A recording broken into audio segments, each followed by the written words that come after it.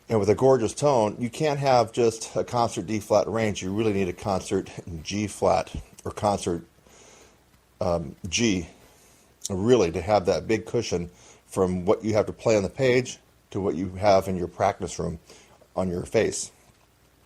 So that was Antonio Vivaldi Concerto in A flat for piccolo trumpet.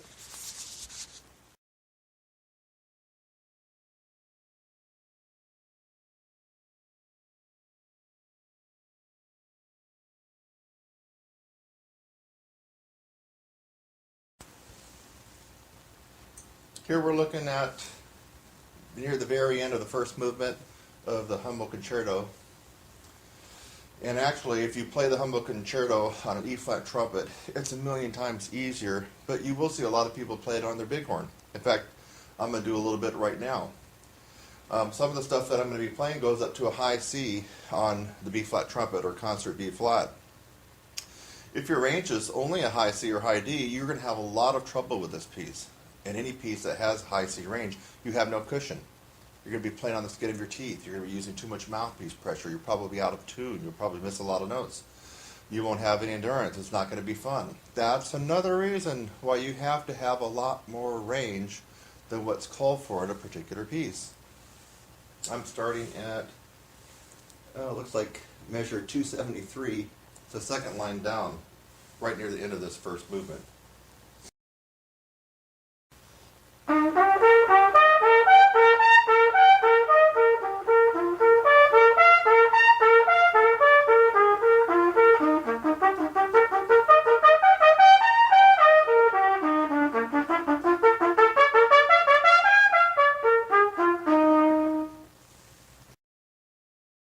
And that was just a little excerpt from the very end of the first movement of the Hummel. Went up to high C on my B-flat trumpet. Lord knows if I had a high C or a high D range on trumpet, I would be in seriously big-time trouble trying to play this, and especially in a live performance. You have to have more range. On a piece like this, you definitely would like to have an F on trumpet. That's a concert E-flat above high C, at a minimum, to be able to go through this and make it sound easy, and also for it to be easy for you to play. Here we have a slow rock ballad. It's a second trumpet part, but don't be fooled by that, because the second trumpet part here is actually playing the lead part. As you know, Maynard's playing the solo.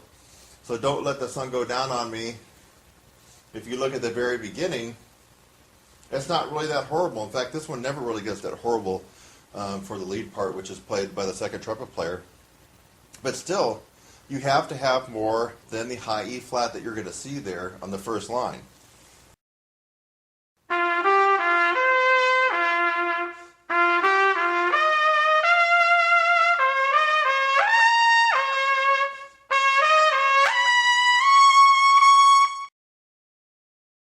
That was the first line and a note.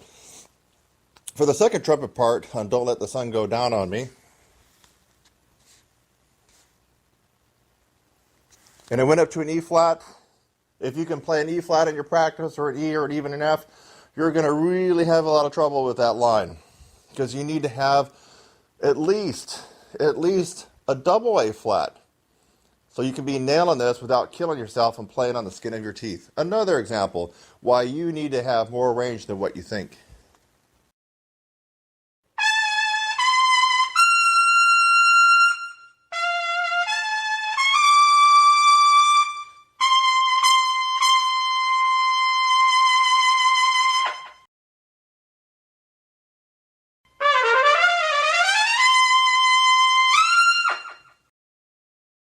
That's a little lick in Birdland right after measure S.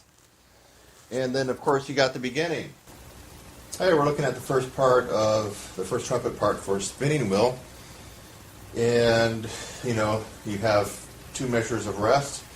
This is a rock piece, obviously rock, funk, whatever you want to call it.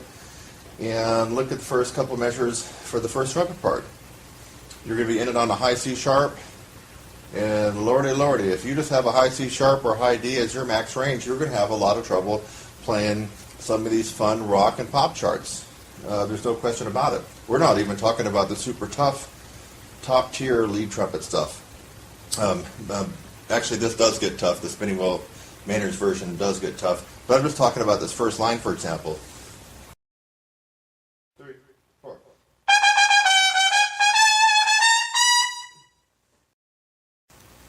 To put some meat on the bone and have some sizzle, you have to have a lot more than a high C sharp or high D on your B flat trumpet to be able to play stuff like this. You really do. Otherwise, you're going to kill yourself. You're going to be out of tune. You're going to be wondering why you're using too much mouthpiece pressure. You're going to be having endurance problems. Another reason why you need to have more range than what you actually have to play when you're looking at a piece of music. So I just did that the first couple of measures there just to show that you do have to have more range than just what's on the page. Otherwise, you're going to run into problems. Demonstration and explanation why you really have to have more range than what you think. It's amazing how many students that get in my course and they'll tell me that they have a high D or a high E flat, and when I ask them, well, what typically do you have to play in your big band or your rock band or your orchestra or your community Broadway shows? And when they tell me high C's and D's, I just kind of cringe because that's tough, folks. To have a high D max range and you're playing up to high D in your ensembles, I mean, that's a recipe for disaster and pain and torture and bad endurance problems, everything. You got to get your range up. I hope that some of the examples I provided, even to you classical players, I provided an example of the Hummel and also the Vivaldi concerto. I mean, it really makes sense. You have to get your range way, way well above what you are required to play in your daily performance and rehearsals. I'm running some very good Black Friday specials that are going to conclude this evening. I'm going to try to get this up. If I don't get it up in time, I'll put a note below. Look below, and I've had a couple people request that I extend it until tomorrow on Monday. So depending on when I get this video up, if it doesn't come up until mid-evening, that doesn't give a lot of people time to react to this particular video. In which case, look down the notes, and I might extend it until tomorrow. But really, my programs, I'm cutting some of them almost in half just for this weekend, just to get you involved so you can see what all the buzz is about, why people are getting good results.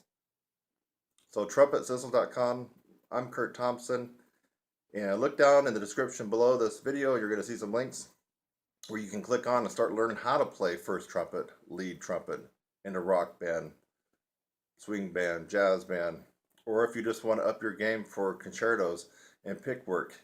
You got to take advantage of these programs now.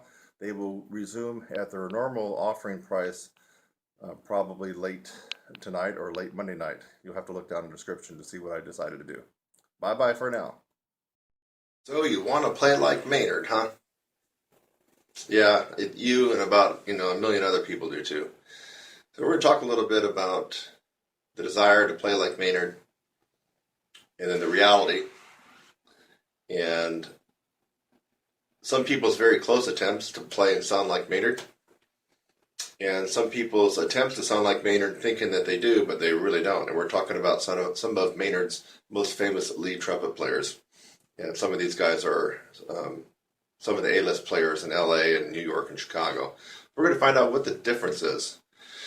First of all, if you're listening to this and you don't have your range up to a pretty good level, I would stop this video and immediately go to my website, TrumpetSizzle.com, and get enrolled in the 16-week upper register program. You're wasting your time. Maynard is about having the acumen and the facility and the power in the upper register. And if you don't have that, then this video is just a waste of your time. It might motivate you to get busy and start working on your range. But frankly, I'm talking to people that either have already developed their range, or thinking about playing lead, or they already play lead, or they've already even tried to play some Maynard before in rehearsal or at a concert. We're going to be talking about some of the things that cause people to not sound like Maynard. In fact, I guess it was about a year ago, I had some hater idiot that said that you sound like Maynard, but why don't you play your own way? Why don't you be yourself? Why don't you do your own thing? Why are you trying to copy Maynard? And my response to this individual, without all the explicatives, like F you and mother effer and, all that kind of stuff, was pretty much this. Maynard is a style. He's not only an individual and a player, but he created a style. So that would be like asking some organist on Easter morning or in the holiday season, what in the world are you thinking? You're trying to copy, Handel. Why? Why don't you just do your own thing? Hey, what are you thinking? You're sounding like Bach. Hey, what are you thinking? That symphony's, No, it sounds like Beethoven. What are you thinking? Why don't you just play your own way? It is because some of us musicians like the style of a particular composer, era, individual. And we want to play in that style. We want to sound like that. That is a style. So who in their right mind would play Brahms and try to sound like Scott Joplin? Right? Ridiculous. So when we're talking about trying to sound like Maynard, trying to play like Maynard, what we're really saying is we want to play with his style, in the style of Maynard Ferguson. Can anybody ever play like Maynard? No. Even the people that come closest still do not play exactly like Maynard. It's impossible. He was a one of a kind. So no matter how hard you try to copy Maynard, the best that can happen to you is you become better because you have some of the essence of his playing in yours, but you will never be a Maynard clone. Nobody is. Let's get that out of the way. So when we're trying to play in a particular style, we can call player Maynard Ferguson a style. He had a style, and his style was very smooth, rounded, singable, powerful style, and which is not a lead trumpet style, and that's where the problem is for you folks that already play lead, that already have range. And I'm going to do some demonstrations on what I've heard.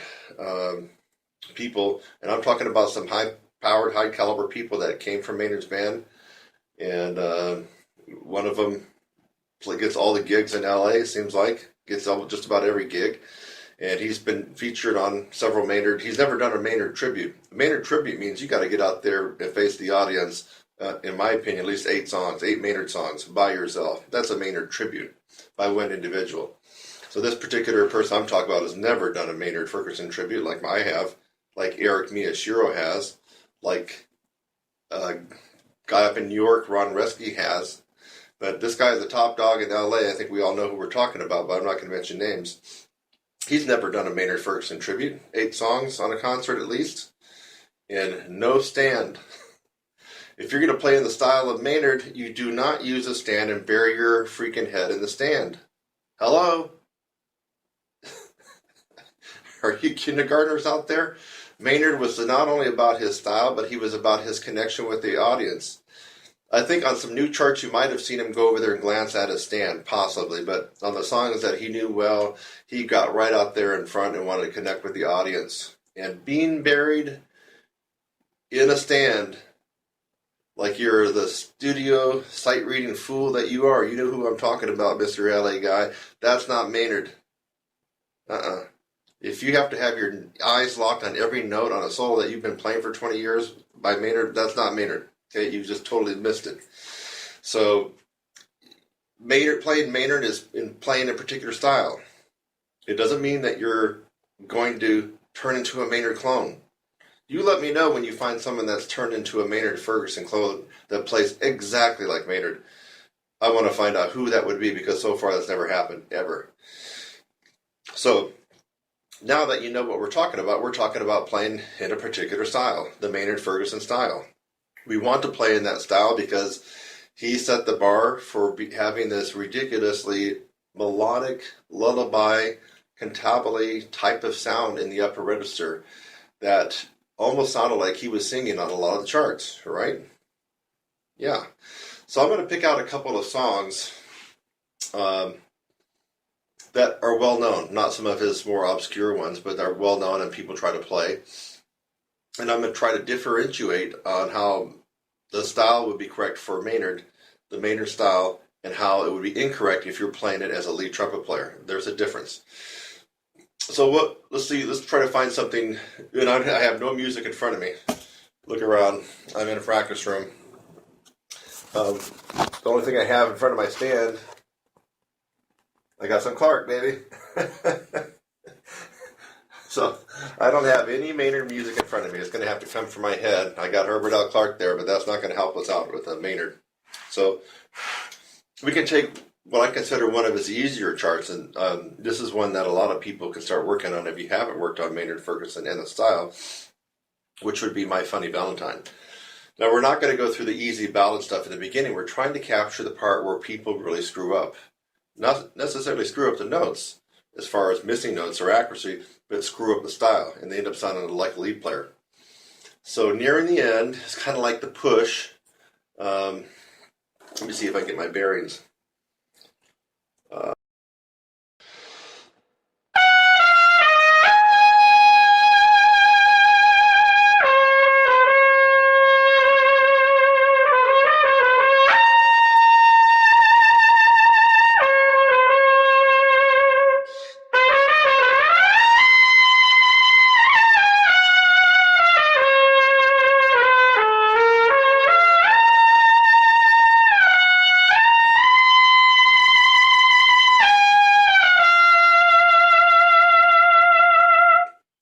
Okay, that's a very sweet singable part in My Funny Valentine near the end that Maynard just sounds wonderful on.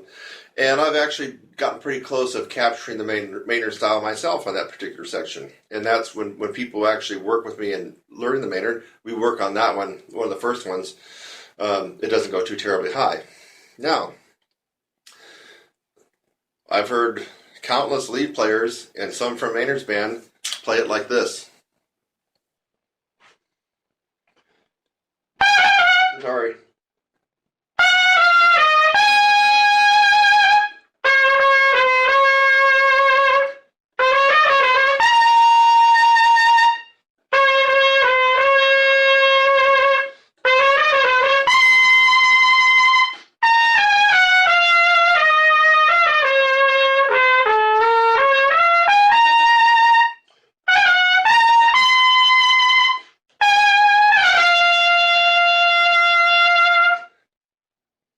All in all, they're hitting the right notes, right? Yes, they are. What's the difference? And as we get into May 4th, we're getting very close to Maynard's birthday of 2016, which is on May 4th. You're going to hear people pop up playing some of the Maynard stuff. I'm confident of it. In fact, I heard there's a big shindig in LA with some of the Maynard's alumni. Now, I want you to use this tutorial and listen to what they do. You're going to notice almost all of them, except for probably Eric Miyashiro and maybe one other person, is going to sound like the lead trumpet player trying to play in the Maynard style, not playing the Maynard style. Don't take my word for it. Watch this video right before you see some of these guys play, and you'll know exactly what I'm talking about. And no, they aren't trying to play in their own style or play with their own personality. That, like, again, that would be like playing toccata and fugue in D minor and you know, playing it like you're some kind of jazz piano player, right? Or playing it like Barry Manilow, right? No, when you play in the style of something, you play in that style. You can bring in whatever you want from your own personality, but you play in that style. You don't screw up the style, okay? And you're going to hear these lead trumpet players screw up the Maynard style. They're going to get the high notes, they're going to get the notes, but they're screwing up the style. Just like I did on My Funny Valentines. So, playing it like a lead player, you smack the notes harder than you normally would, just like you would in lead.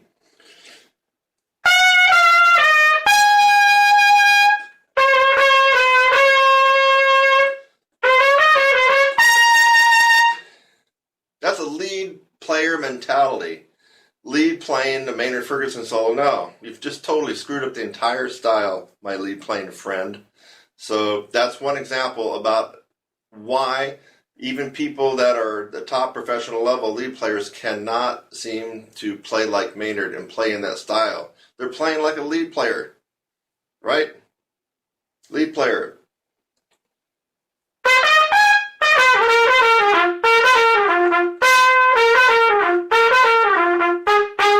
Lots of harsh articulations and pops and percussive attacks that go right along with the rhythm section. No, we're not playing that way when we're playing Maynard.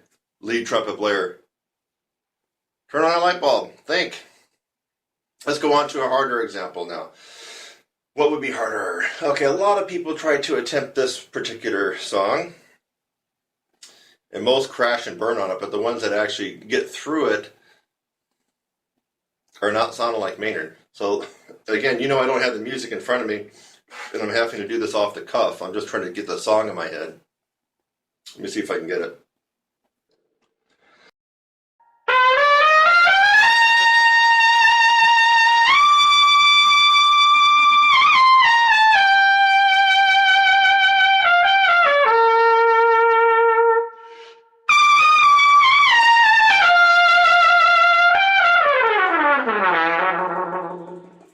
Okay. If you don't recognize that, that's from the Big Push, kind of in the middle of the piece of Danny Boy, from way, way, way on back. Way, way, way back. I believe that probably was in the 60s. Or maybe, you know what? It might have even been could have been the 50s too, when he first started getting that one going. Well, you hear a lot of people trying that one. You can go on YouTube right now and see a lot of people doing that one. Will it sound like I just did? Mm-mm. Mm-mm. So, the lead player approach on this one, who hasn't thought about the Maynard Ferguson style, which is a style, is going to play it something like this.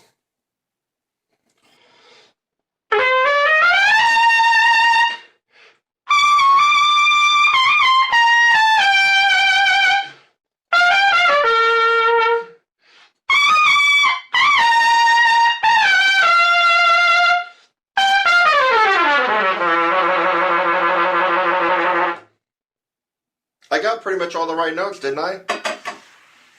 Yeah, for the most part. But it sucks if you're trying to play it in the Maynard style. That's a lead trumpet style that I just did there. In fact, I could have even overdid it more than what I just did. So the singability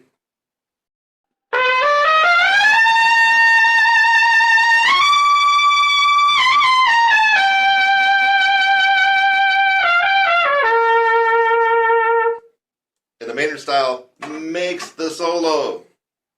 Not your high notes or how loud you can play or how rough you can attack stuff, lead trumpet players out there. That's another example, Danny Boy.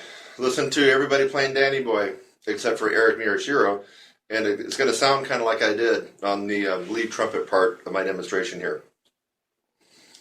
Okay, let's move on to some other ones now. MacArthur Park. MacArthur Park is the one that everybody tries. This is one that features that top LA trumpet player who's got his, he looks like this when he's playing. He's in the stand, he's playing like this. He's played this a million times, but he's still got his nose and his horn buried in the stand. Yeah, totally not playing the style of Maynard. And then his playing is not in the style of Maynard. People go ooh and ah because he's hitting high notes. I don't go ooh and ah on his playing at all. Ever. Zero. Nada. So, what is he doing that's not in the appropriate style of playing Maynard? Well, let's see, what part of MacArthur Park are we going to pick?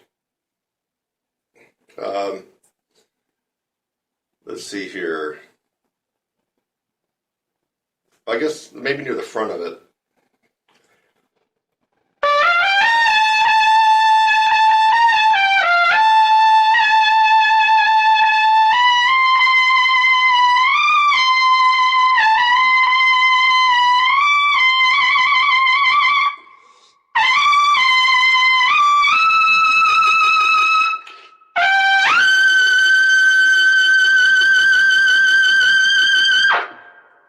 Okay, quite smooth, quite flowing, quite connected, right? Go back and listen to Maynard do that and listen to what I just did. It's about the same thing, right? Except when you watch some of his live stuff and he's getting a little bit funky. And sometimes he does when he's doing some of the live stuff, like the Maynard Ferguson stuff. Okay, so now how would you screw up the Maynard style on that one and make it sound more like a lead trumpet player playing that particular song and not playing correctly in the Maynard Ferguson style? You would do it like this.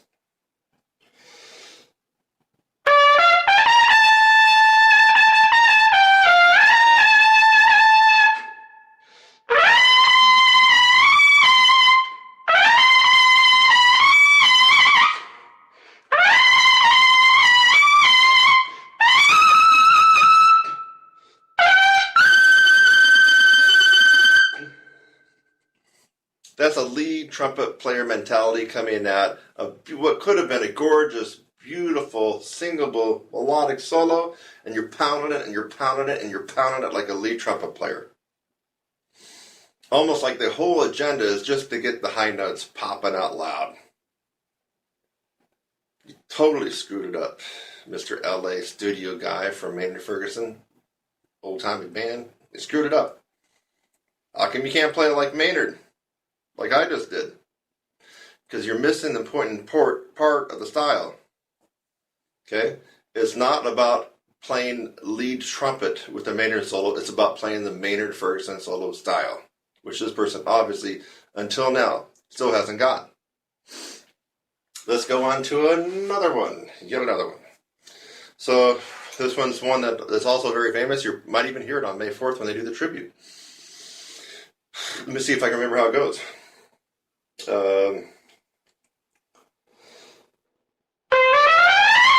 Yeah, that's it.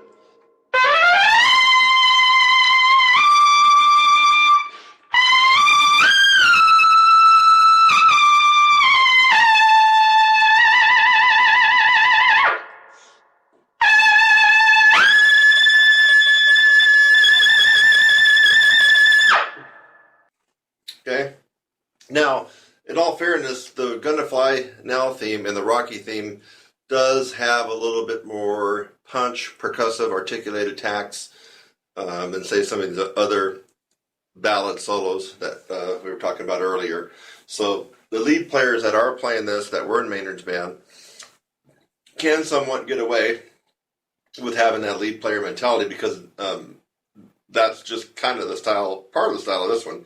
But still, there should be a flowing, effortlessness and connectedness with the solo. So how can I make this solo less like Maynard and more like a lead, more like an LA top tier, world class A group lead player?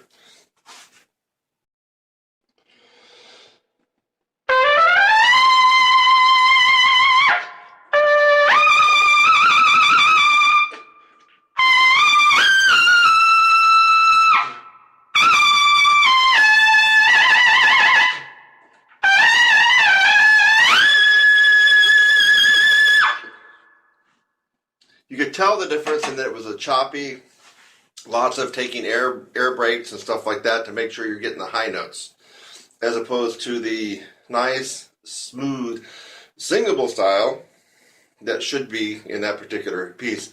But like I said before, it is a rock disco piece, so there is going to be more punch to it than the typical Maynard Ferguson style. So that's why the lead players, if you hear this on May 4th, they're going to get away with being a little bit more punchy with it and still making it sound close to the style. But by throwing in all these air breaks and some of the things that they're doing, it totally takes away from the style, in my opinion. Okay, so let's see if there's any more Maynard Ferguson things to talk about. But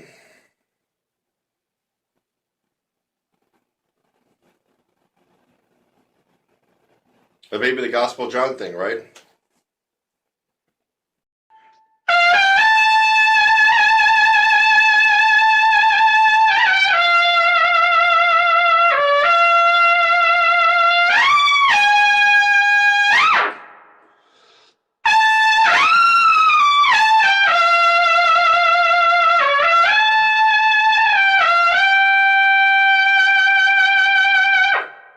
Okay, that was pretty close to the Maynard and Ferguson style. If you're a lead trumpet player playing that, just thinking it's all about the high notes, you're going to end up sounding like this.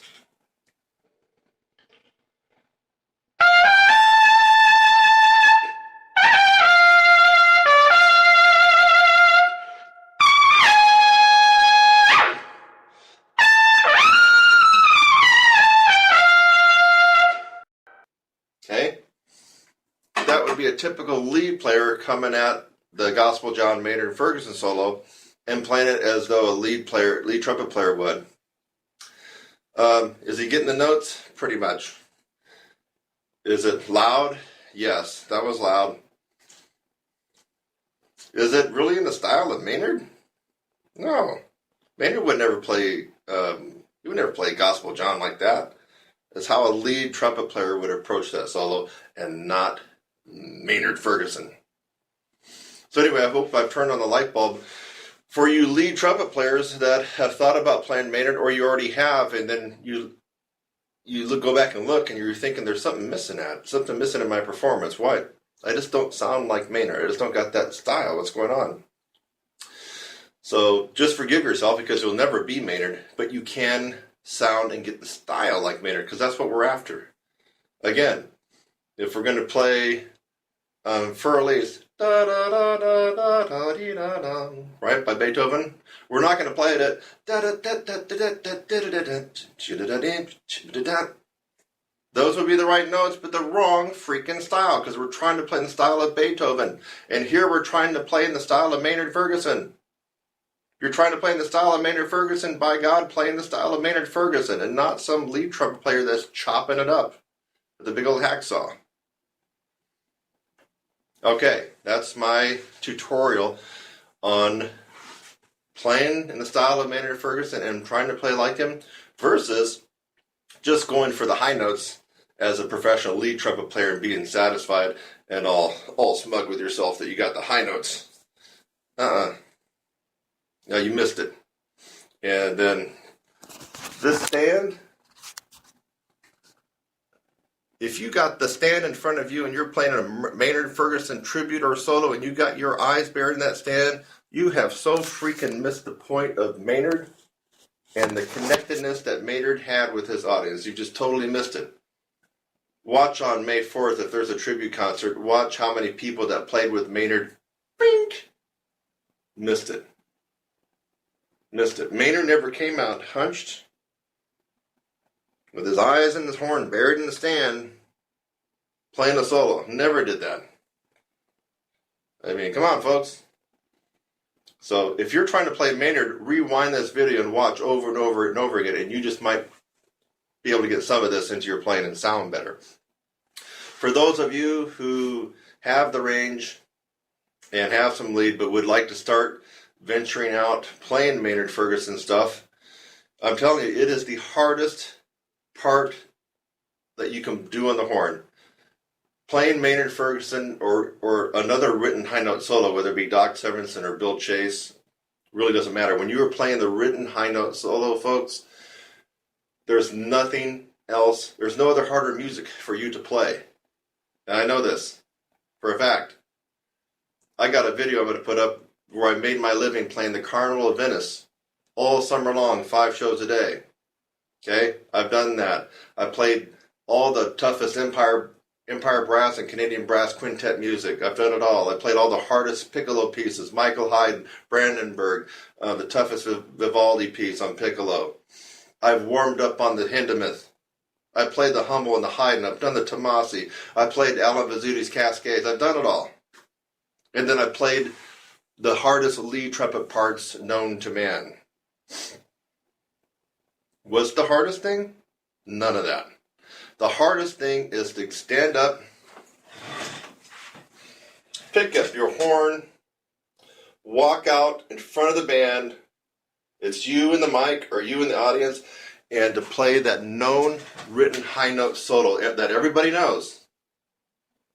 So second book jazz players, there's no finger wiggling your way out of this one, my friends. There's no taking the horn off and listening to the rhythm section do a little something while you're resting your chops. When you play the written high note solo, it's game on. It's you play to the end. You make it or you don't. It is the hardest. I've done it all. It is the hardest. Don't believe me? Let's put you to the test. I'll pick 2 Maynard Ferguson solos for you, and we'll go to a rehearsal big band, and we'll make you step out front and play it. Got to play it from memory, too. What's the point of burying your nose in the stand? That's not Maynard. Then we'll see what you think. It's tough love, baby, and you need it. Ever feel stiff? Not in that good way, guys. Come on now, get your mind out of the gutter. Do your lips ever feel stiff, is what I meant to say. You know that you felt better before, the day before, a couple days before that. But you're playing today and you're missing a couple of notes, and even lip slurs, just normal thing. It happens to everybody. I think it happens to every player on the planet, whether they will admit it or not. Even the best players in the world. You know what happened to Maynard, because you can watch some of his live performances where he actually was having some trouble. So yes, your lips do get stiff from time to time. You lose your flexibility from time to time. And have you ever noticed that on some mornings and some afternoons you're playing and you got this kind of fuzz and you're airing your sound? And let's just pretend that you're not even a guy that, or a gal, that cares about playing above high C, and so you're not playing in that extreme register. But you got this fuzz in your sound, so it's obviously not from playing too high and playing too loud. And it bothers you. It bothers me. Well, I teach my students a plethora of many remedies for this particular situation. And one of them is weird. One of them's crazy. And one of them you just won't believe.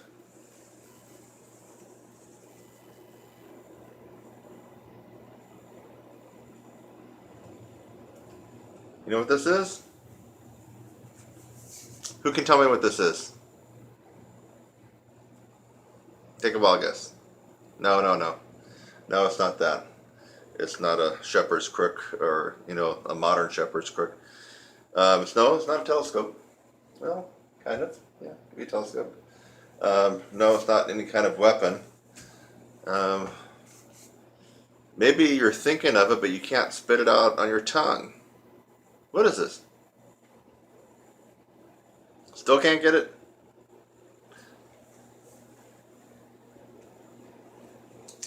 This is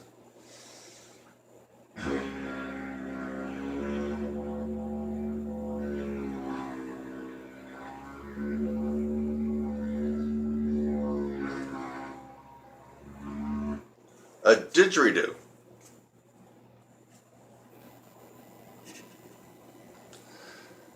Didgeridoo. Indigenous to Australia, but you can order the plastic PVC pipe version in many parts of the world. And obviously, if you want the real thing with the real wood that comes from Australia, carved by the indigenous aboriginals from Australia, of course, you're going to pay about $1,000 for it. We don't need to do that. We're not trying to learn how to play this guy. This is a didgeridoo. We're not going to learn to circular breathe, and we're not going to learn to play this instrument correctly. We are going to use it as a tool to dissipate tension, brittleness, and stiffness in your lips, your chops, and to help get rid of that fuzz and extra air that's in your tone that is not normally there. But on some special occasions it is, and usually it tends to be when you've played too much or had a gig that went overboard, or there's other reasons. Maybe you didn't have time to divide your practice out, and you had to practice 2 hours at one pop and then get on the plane or something. So there's a lot of reasons why your lips might get stiff, and why you might get that air in your tone, and why you might find yourself having difficulty doing things that otherwise would be easy for you. That's happened to me in the Clark book. In case you didn't know, I kind of know, my way around the Clark book a little bit. And but sometimes, especially after I've done a lot of lead work or a lot of jazz, you do 2 hours of improvisation with the Jamie Aebersold stuff, and let me tell you, this is going to about fall off, and it can stiffen you up. And so I have got to the Clark book in the morning, kind of warming up, and I'm going, what the hell's going on here? I mean, I can't move across the horn easy like I normally can. I'm all stiff. Well, my go-to tool, this is just crazy. You're looking at me and you're going, he's got to be crazy. Well, I am a little bit crazy, but I also am crazy like a fox. This guy, get one. If you got $25 or $30 US dollars in your pocket, or you can beg, borrow, or steal it, get one of these guys. You can order it offline, from what I've been told from some of my students. Now, I got this at a exotic musical shop in San Francisco in Chinatown, where they have zithers and African congas and congos and you name it, maracas and shakers and stuff, and they had some of these. So I got mine for about 50 bucks in San Francisco, but you can order yours online for $25, $30. So I'm not pulling your leg on this one. I'm not. I'm being serious. Very serious. Little dab on this one a day will do you. So did I say that right? A little dab per day will do you. That's right. So I like to do it 1 minute, 4 times a day. Now some days I don't do it. I don't have the time. But definitely if I feel something sneaking up on me, like my lips are starting to stiffen up, I'm playing all of a sudden, where's that air coming from? I will get this guy out. Make sure I do it 1 minute, 4 times a day. Do not use your normal embouchure. So this can work for all brass instruments. If you're a tuba player, baritone, trombone, French horn, cornet, trumpet, doesn't matter. But you can't come at the didgeridoo like this. No. That's going to make things worse, folks. You're coming at this soft, relaxed. Look at that. Lips, relax. Like your lip flapping. Watch.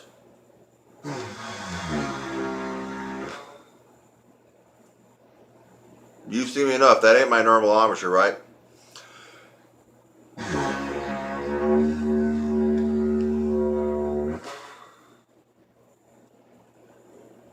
No.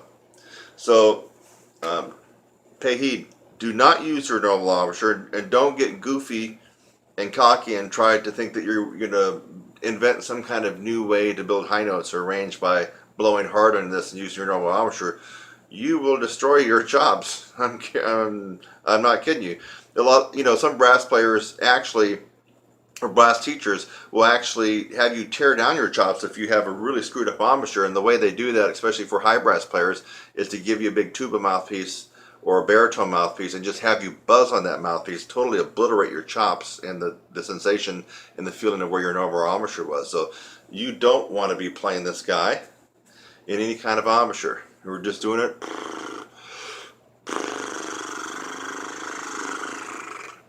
We're getting all the circulation going in there, all the vibrations. We're loosening it. It's almost like a massage for your face. It's loosening everything up.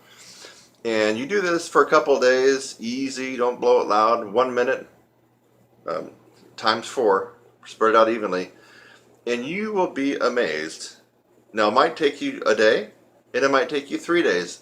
But you don't have to go longer than 3 days to have your problem of stiffness and air in your tone remedied. And guess what? You got this all from me for free, right? Amazing.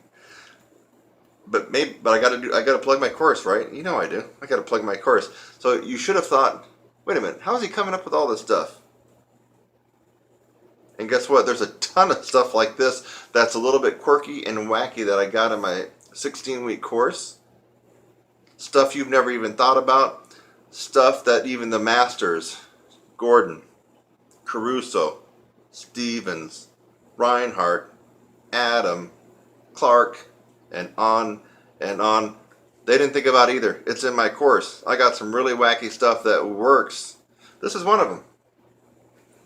But now some people do know about the didgeridoo for dissipating tension and stiffness, but there's a lot of stuff in my course that they don't know about because I'm the one that actually discovered it, invented it, or created a hybrid of two techniques and made a unique technique. So of course I'm going to plug my course. I'm giving this to you for free to build some goodwill and value. I hope that you can see the value in this right here. It's just amazing. Go out and spend your $30 on a didgeridoo. And the next time that you find yourself not feeling quite normal, or playing, you got that fuzz in your sound, or maybe you had to play a big band gig until 1 a.m. at a wedding reception, and things are bad the next day, the next couple days, get this guy, get it out. Yes, you can thank me right now. Here, I'll shake your hand. There you go. You'll be wanting to thank me when you get this out and it solves your problem in a couple days. Cool? All right. About a pound. There we go. Kurt Thompson. You should have my site memorized by now, but it's trumpetsizzle.com. Trumpet sizzle, all one word. Trumpetsizzle.com. Go there. You're going to be surprised at all the stuff that I got there waiting for you. tongue-controlled embouchure, TCE, spit buzz, Jerome Kallett.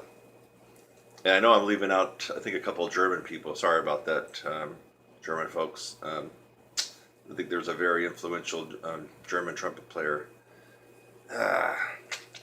His name is just escaping me right now. He might not have actually taught it, but I think he was employing the TCE, and he sounded pretty spectacular. I can't think of his name right offhand. I believe the guy I'm thinking of died at an early age of early 40s due to alcoholism. But he was a pretty good player, and I believe he's associated with the TCE, tongue-controlled embouchure. So, if the TCE is the holy grail to playing brass and trumpet, why isn't everybody doing that? Forget Clawgord, forget Stamps, Maggio, Reinhardt, Stevens, Adam, Caruso, on and on and on. They're just balanced embouchure, pops, and everything else that you've ever heard of. Forget it all. Why not do tongue-controlled embouchure? The reason is because the tongue-controlled embouchure really doesn't take you through the process, in my opinion, and you need to go through that process. It's kind of a radical, different approach to playing a brass instrument that could work for somebody who's tried other possibilities. That's how I'm going to say it. So I don't recommend anybody go out and start doing their spit buzz and the tongue-controlled embouchure and changing their embouchure to that. But I do recommend the tongue-controlled embouchure and checking it out if you've tried everything else. I mean, this hasn't happened yet, but if you go through my course and it still didn't kick your butt and make you where you wanted to be at physical-wise, then try the tongue-controlled embouchure. But I haven't actually had to point anybody in that direction, because the people that go through my course go through the process and they come out very strong and usually getting what they're after. But I would recommend the TCE if you've tried other things and have failed or fallen flat on. It seems to work for some people. I can't remember the guy's name now. You're really going to hate me on butchering these names. I think Mac, he's even a friend of mine on Facebook. Mac Gallahan. Sorry if I'm not getting that exactly right. I believe he uses that and with tremendous success. But again, I don't see it being the holy grail to brass and trumpet playing. I really don't. I've tried it myself. I tried switching my embouchure over to it. You know, there uses no tongue arch and the spit buzz, and it's kind of weird. You're kind of using part of your tongue as your lip. It's just, I'm not going to go into it all right now, but it didn't work for me at all, and I don't think it's going to work for most players. But I think it will work possibly if you've tried everything else. I mean, this is a good last resort routine and technique to get into. So there you have it, the Jerome Kallett method, if you want to think of it that way. I think he had a video out called Master Super Jobs, and otherwise it's tongue-controlled embouchure. I don't think Jerome Kallett invented that. I mean, I believe it might have been invented in Germany or over there in Europe. So that's my story, and I'm sticking to it on the tongue-controlled embouchure. Hi, I'm Kurt Thompson, and welcome to my channel. That's youtube.com/your brass instructor. Thanks for just watching the video that you did. Maybe it's the first one that you've watched, or maybe you've watched tons of my videos. In fact, as of June 2016, as a brass player and trumpet player, I have the most tutorials free on the planet. I have over 600 videos on my YouTube channel currently, all free. So again, thanks again for watching this video. I hope that you got something out of it. Sometimes I make a video just to make you laugh. A lot of times I make a video to educate you on something and maybe even help solve a problem. So I hope something like that occurred for you in this video. And while you're at it, again, subscribe, click on my website link, and go on to the next video. It's lovely out here. Have a great day.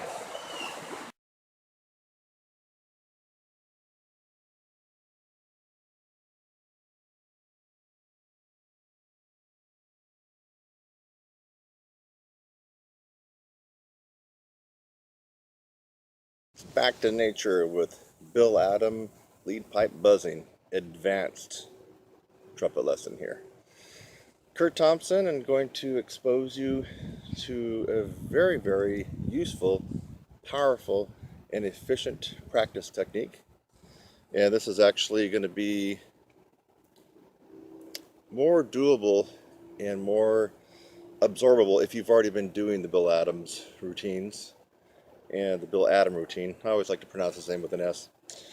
For those of you who don't know, Bill Adam was the best trumpet teacher at Indiana in Bloomington, bar none. There's no one that's even close to him before or after. And it's just too bad that he's not still teaching. And he's, of course he's getting older. In fact, I haven't even checked to see if he's still around, but I hope that he is. Anyway, even if he is, I mean, he's just the best teacher at Indiana, and he came up with a lot of cool stuff. And I played with a lot of IU guys back in the day, and these guys were all good players with huge, big sounds. And I believe that they got that partly from Bill Adam lead pipe buzzing. And we're not going to go into his whole routine because you could actually spend an hour and a half or 2 hours doing all the Bill Adam lead pipe buzzing. But I tweaked and twisted and manipulated my own advanced version of Bill Adam lead pipe buzzing. It's just a little snippet. And so what we're going to do is going to be starting on perfect force from second line G to middle C and working our way down. And as you'll soon discover, this is going to be very, very difficult to do unless you have extreme flexibility and power built up in your chops. So G to C.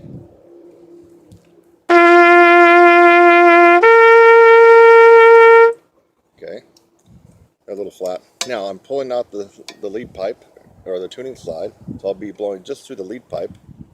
The same thing.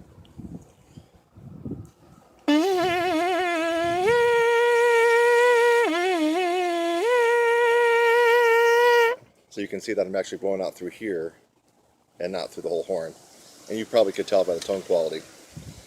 Okay, let's work our way down. Now, most of you probably can get that one. That was G to C. How about F sharp to B? Take the lead pipe out.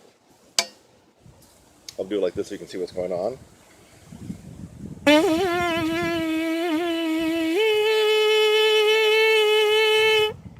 Okay, you probably are noticing it's getting extremely hard, and it's going to get about impossible in the next one or two for you. So it's going to feel that way.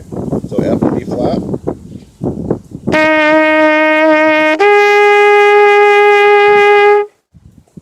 Pull this guy out. F to B flat.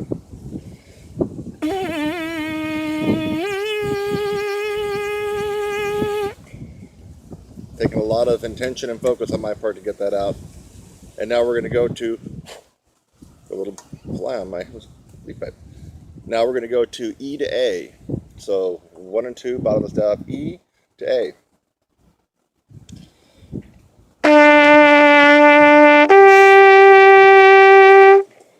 Take out this guy.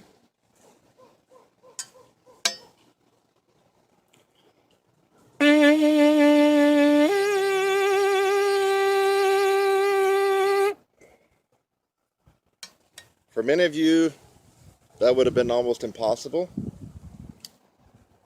thought I heard a monkey over there in the trees. You hear that?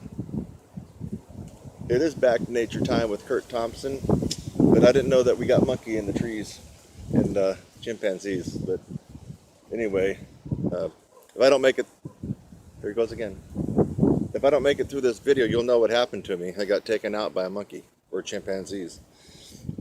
Okay, now it's going to get really hard. In fact, this gets hard for me. E flat to A flat.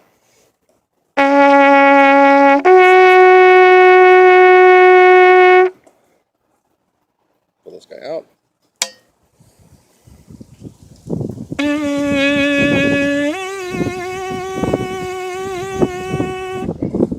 center that note. And the last one that we will do will be D to G.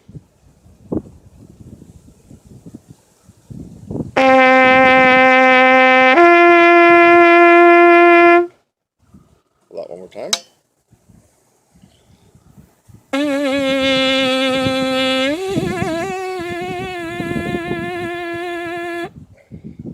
And there you have it.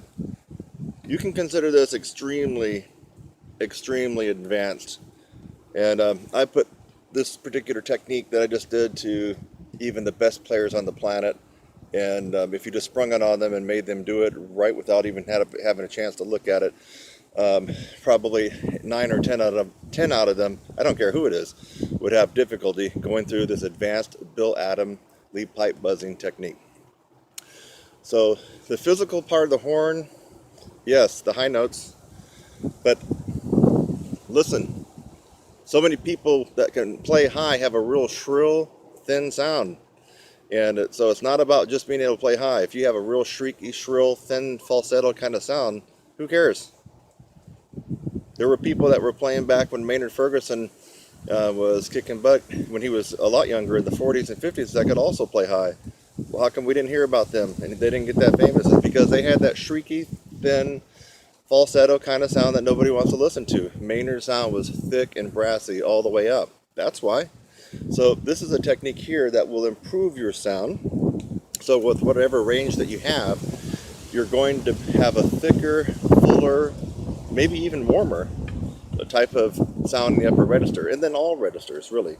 Now, if what I just did today on the horn seemed almost impossible to you, there's usually just one reason why that would be.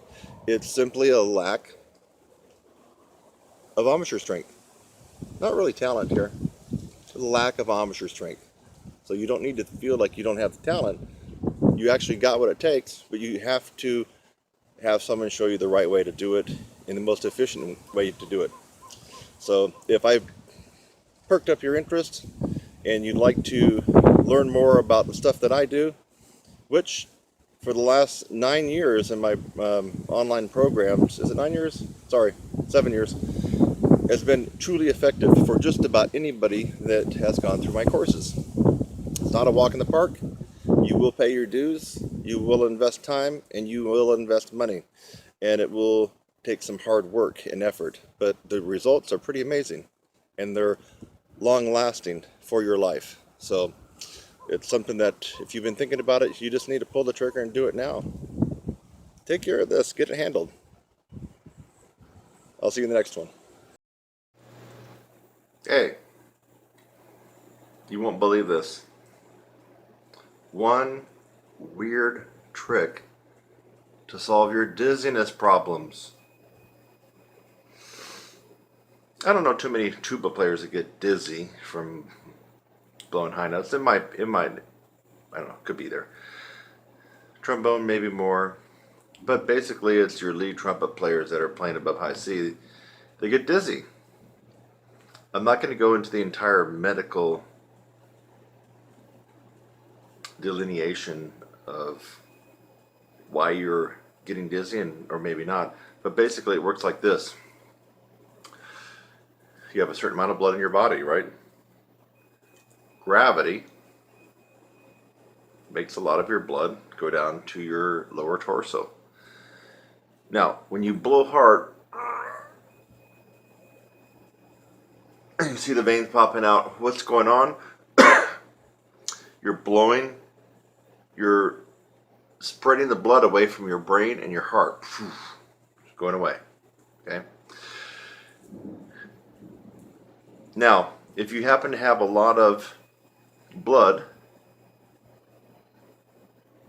hanging out in your lower extremity, your feet and your ankles and your thighs and your calves, and all the stars line up right, you will get dizzy. And in fact, if you keep blowing high notes, you're going to pass out. Passing out is not a bad thing because basically the body wants you to go prone. It's your body's way of having you actually pass out, to go prone to save yourself so all the blood can immediately be pumped back to your heart and to your brain. So in case you didn't know why you're getting dizzy, that's what's going on. Now, a lot of factors come into play too. Your age, your weight, your height.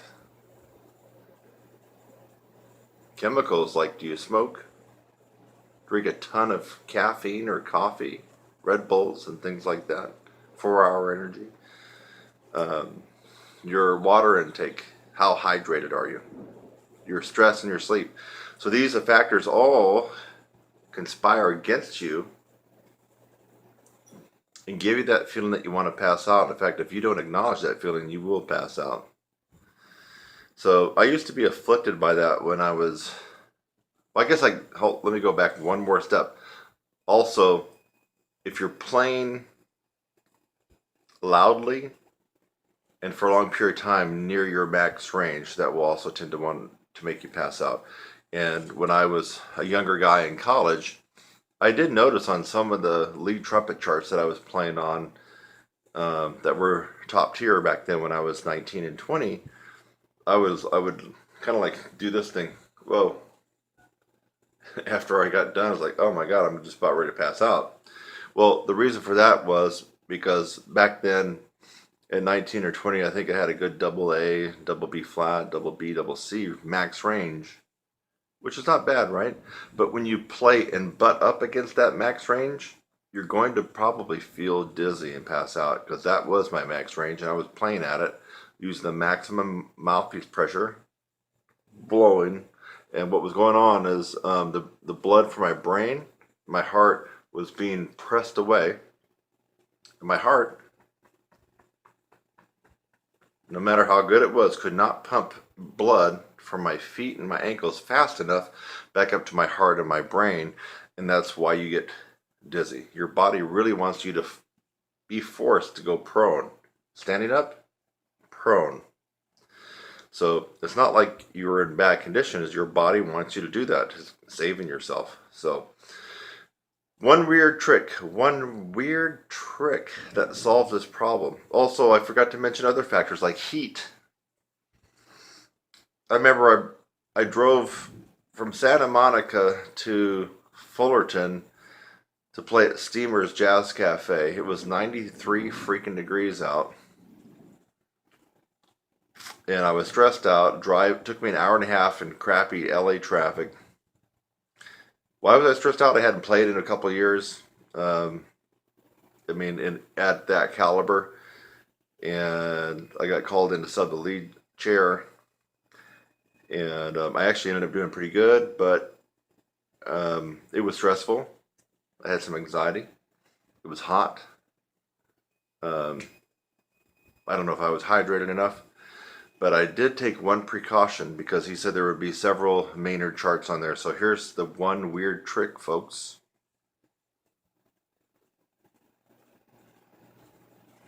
Compression socks, baby. They look like women's nylon hose, right? But these guys are medical grade 30, I believe it's 30 milligrams of compression. When they go on really, really tight. There's two of them. On that particular day, just because I knew that I hadn't played, I'd played in a couple bands before, but it was easy for me. Old-timey white tie, wood choppers, ball kind of stuff. I don't really count that as, for me, playing. It was okay playing. But this particular band had a lot of pros in it, and they were going to be playing some really tough charts. And I wanted to go there mainly to be recorded and be able to put those up on my YouTube channel and other sites, and I've done that. And you can see me playing some different stuff on YouTube with that particular group. I think the guy's name was Don Kubik. He's also a friend of mine on Facebook from like 4 or 5 years ago. But he runs a big band in the LA area and made up of mainly working professional LA players. Now, I got called in and played the lead book, baby. Sight read it and nail it down. That's when, the pedal hits the metal, right? And because of the temperature, because of my stress, anxiety, because of what I knew was coming for me, I wanted to make sure that I could go through the whole book and hopefully my chops would hold up. But if not, I didn't want to pass out. And that's why I was actually wearing these. So that particular day, what I ended up doing is right before I got in the car and got in that hour and a half of traffic from Santa Monica to Steamer's Jazz Cafe in Fullerton, which is Orange County, I got on my bed and I put my legs up on the wall like this. So if you can imagine me, I'm laying down and my heels are hitting the wall like that, and I'm letting all the blood drain back down to my torso. And after about 15 minutes, because due to gravity, that's when I put these guys on. And that's when I, dress with my black pants and my attire for playing. So what this does, it grips and is so tight that it does not allow a lot of blood flow back to your lower extremities. And it enables your heart to keep pumping blood at a closer rate and a closer distance from where your heart is and where your brain is.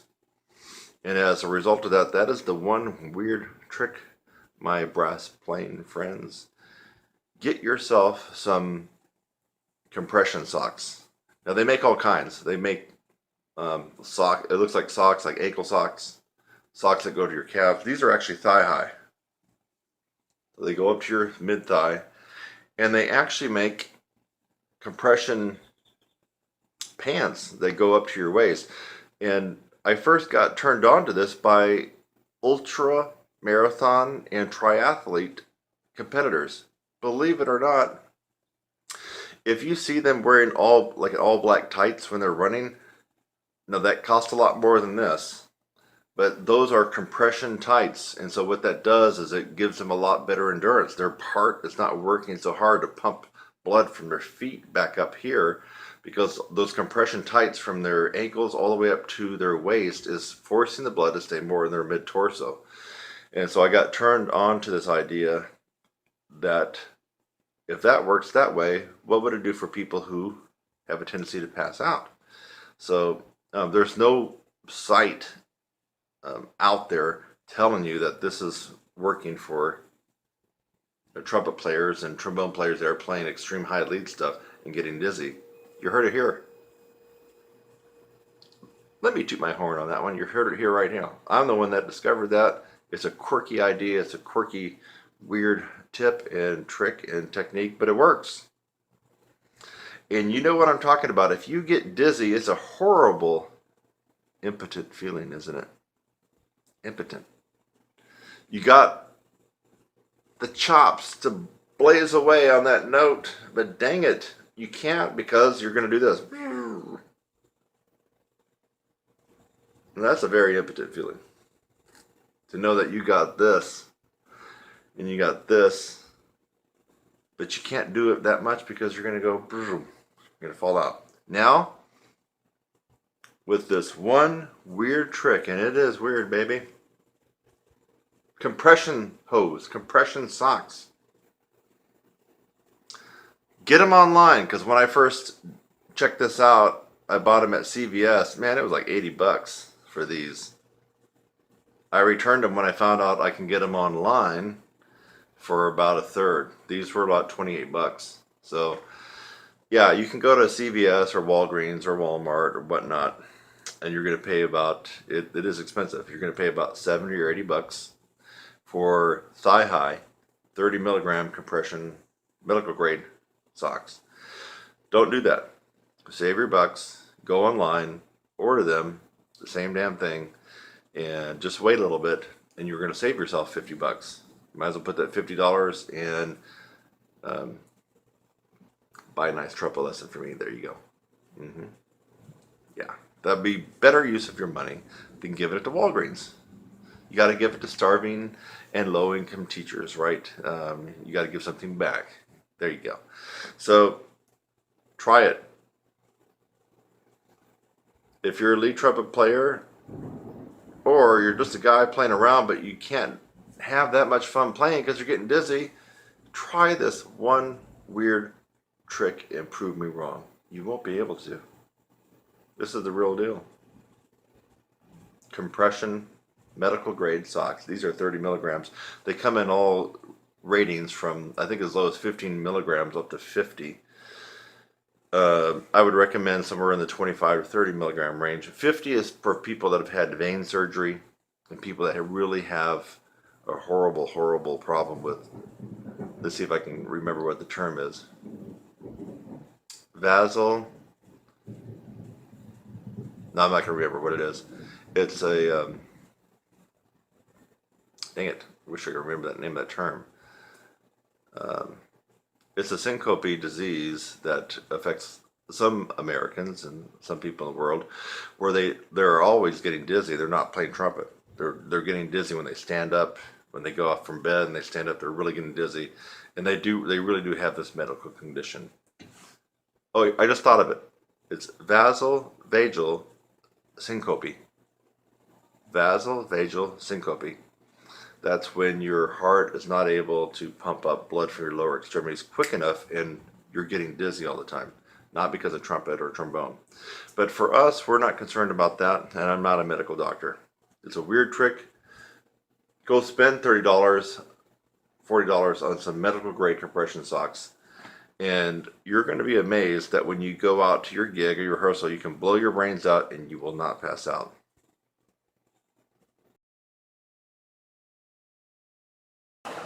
Hi, I'm Kurt Thompson and welcome to my channel. That's youtube.com/your brass instructor. Thanks for just watching the video that you did. Maybe it's the first one that you've watched, or maybe you've watched tons of my videos. In fact, as of June 2016, as a brass player and trumpet player, I have the most tutorials free on the planet. I have over 600 videos on my YouTube channel currently, all free. So again, thanks again for watching this video. I hope that you got something out of it. Sometimes I make a video just to make you laugh. A lot of times I make a video to educate you on something and maybe even help solve a problem. So I hope something like that occurred for you in this video. And while you're at it, again, subscribe, click on my website link, and go on to the next video. It's lovely out here. Have a great day.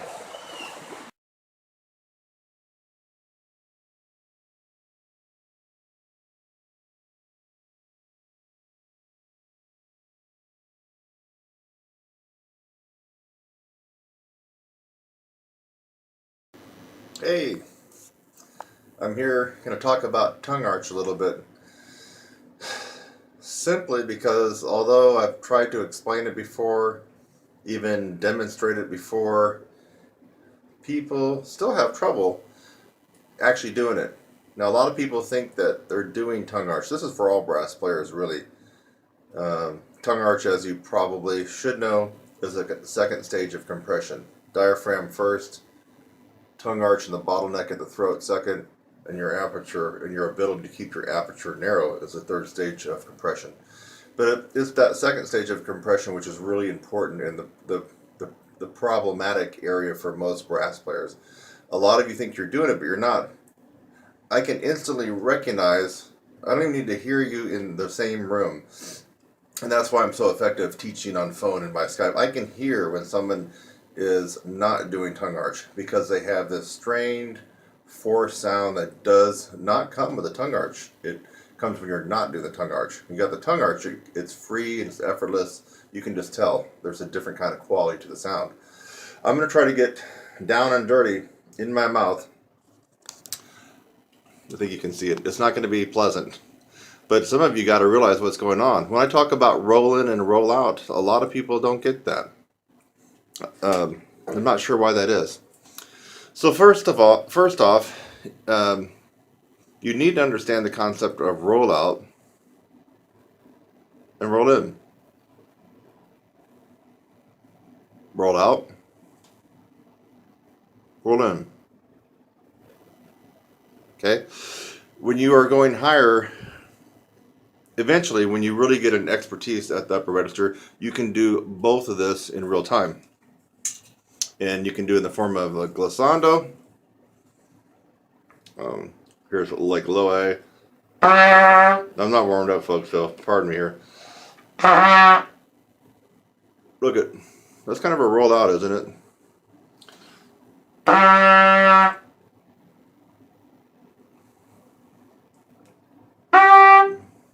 More roll in, right? Even more roll in.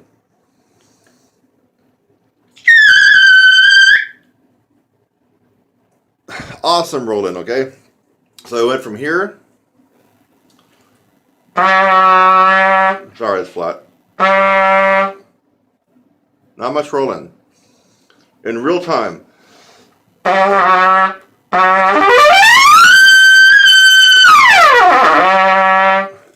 little bit sloppy. That's real time rolling, folks.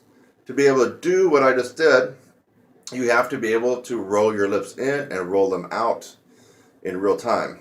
Now, for those of you who haven't graduated to that level, and actually it's very, very difficult.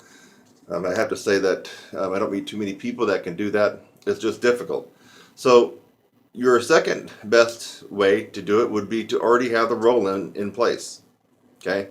So when you're wanting to play higher, or if you have to start a higher passage, you need to already be rolled in. You can't start above the staff with a roll out. It's just going to have that strain sound. Even with my tongue arch. Let's roll out.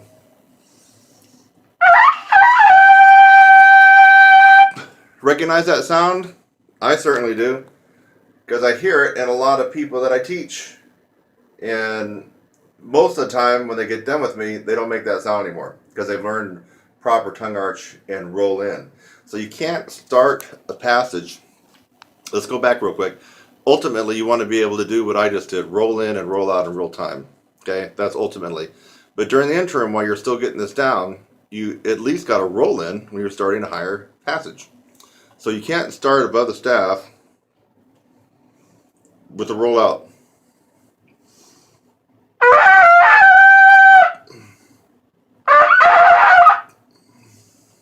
You got to start with the roll in. Roll them in.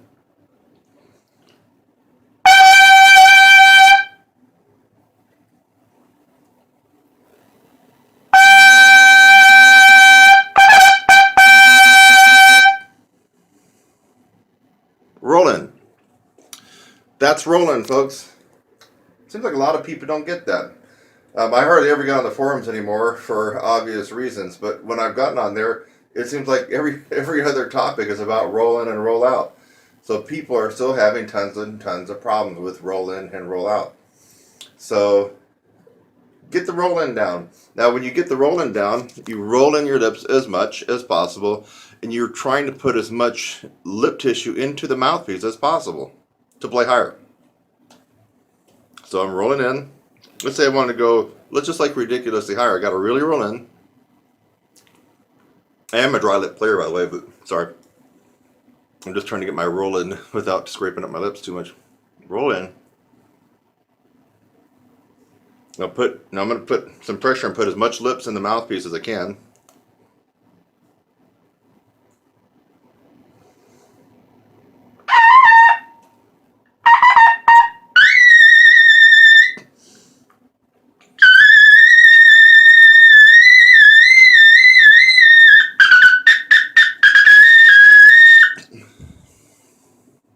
Actually, that wasn't too horribly difficult for me. I'm not really warmed up. It's almost impossible to play too low, or even low at all, with the roll-in as extreme as I was doing. Watch. I mean, even that high C felt low to me. So roll-in extreme.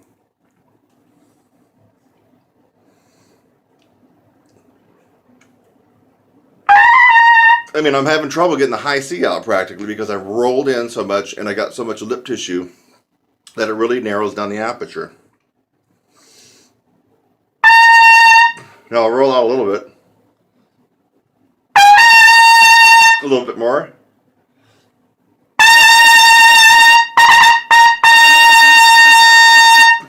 So for me, I actually had to roll out considerably to accommodate the high C, probably because I'm used to playing so much past that. And for you, you're going to have to feel where you are on the instrument. You have to get the roll in, folks. It has to be there. Learn it, do it, use it. Now, if you got the roll in without the tongue arch, remember at the beginning I was doing the roll out on the high A, but with the tongue arch. What happens if you have the roll in with no tongue arch? Other people sound like this. So you got the roll in part down, but they don't have a tongue arch. So it sounds like this. Roll in.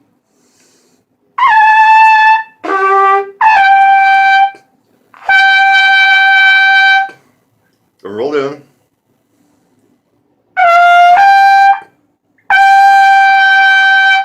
Again, the hallmark of somebody who is not doing the tongue arch properly is a very forced and strained sound. And of course, you don't really have a lot of good range if you're not doing the tongue arch at all.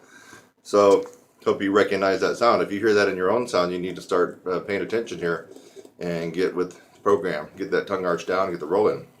So, roll in, but no tongue arch. Listen to the difference when I go higher.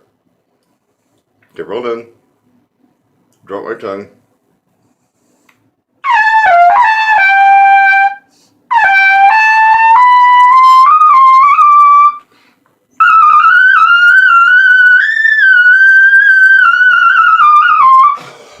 Sounds like crap, doesn't it? It's got that forced, strained, quivering, wavering tone that people get when they're not using tongue arch. So put the tongue arch back on, and I don't know if you can tell this, but I'm one-arming this myself, which is not easy to play and do this at the same time. So I'm actually holding the camera. With tongue arch.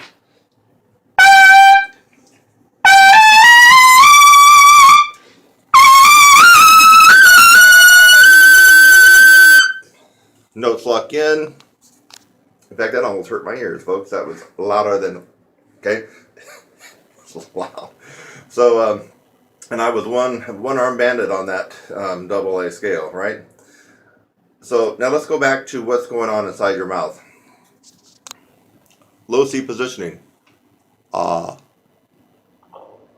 Ah. There you go. You can see my tongue. Ah. So for low C. Ah.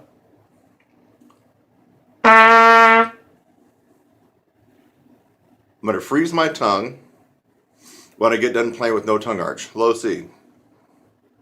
Notice there's hardly any roll in. It's just more of a roll out.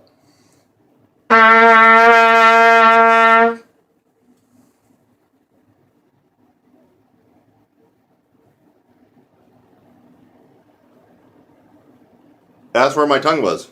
Flat with that kind of dip into it. Let's see what happens if you do the tongue arch. Now the tongue arch should be with your tip of your tongue, right there, behind your teeth. Here. Okay, now you got the first part of the tongue arch. Now the tongue arches up. That is your tongue arch when your teeth are shut.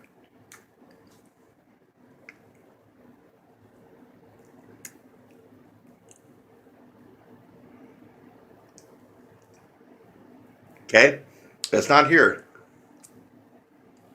Some people are doing all kinds of wacky crap and it's not going to help you. In fact, I don't even know how some people can do it.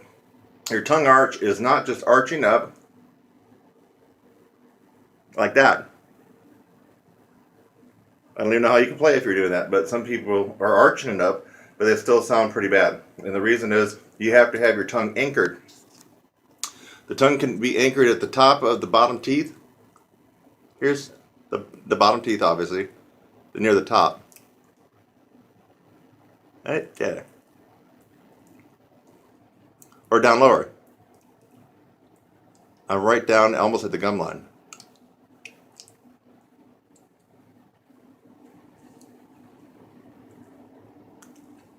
You getting this, folks?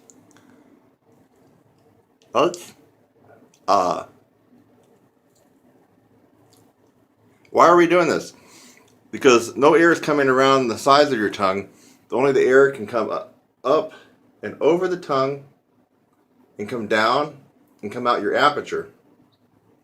That's why just building lip strength and chops is not the be all end all to everything. because you have to have this air sped up at the second stage of compression. The air is coming up here. Now you've already got the first stage down. We're not going to talk about that right now with the diaphragm. But basically it's a bottled up high compressed air. So that's diaphragm. The air is coming up through throat. It comes in and immediately it should meet the resistance of your tongue. Resistance meaning you reduce the space in your mouth. Ah, E. Now it has to travel up and down. When it comes down right there. It comes out your aperture. You got to get that, folks. If you don't get that, you can actually go through my 4-month program and build up chops of steel. And yes, have gain in range and endurance, but you haven't hit that sweet spot. You're still going to be struggling with mouthpiece pressure, even though you have strengthened all this up. You have strengthened up a lot of things during my course, or if you take somebody else's course. But if you don't get the tongue arch, you're really missing that sweet spot that a lot of people that excel in the upper register are enjoying. It just makes life a lot easier and more efficient. So you got to get that down. You need to invest whatever time it takes for you to get the feel down for yourself. Ah. That's low C for me. Ah. Ah. Ah. Ah. Ah.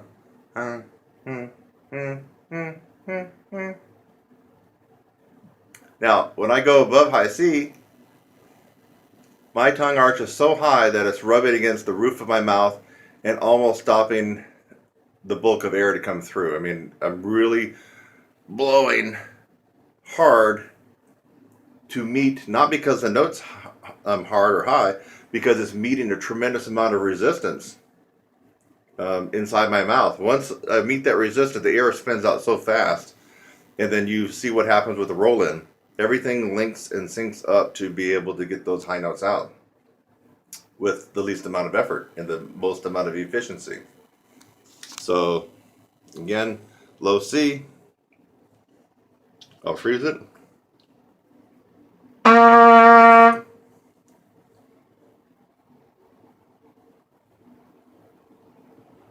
That's where my tongue was, and you saw where my lips were, pretty much a rollout.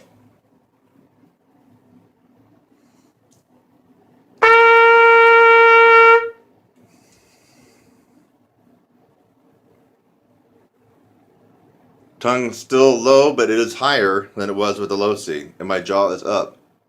Low C, the middle C is more up. So I think your jaw dropping down when you go lower. I'm exaggerating. And it goes up as high as you can get it when you're really going into the upper register and the extreme upper register. So high C.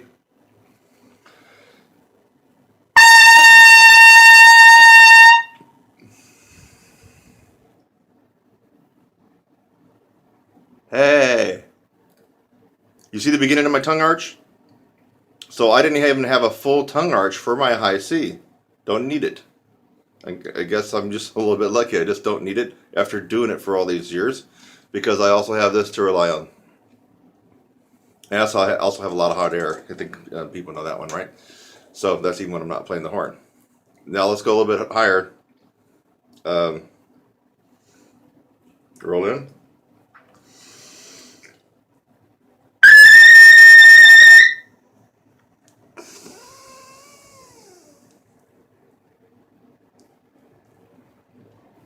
Oh yeah, tongue arch was up there, way up there, and almost probably at the max, but not quite, because my max starts to get, my tongue really, I can feel the brunt impact of it when, for me, when I'm going to my highest notes.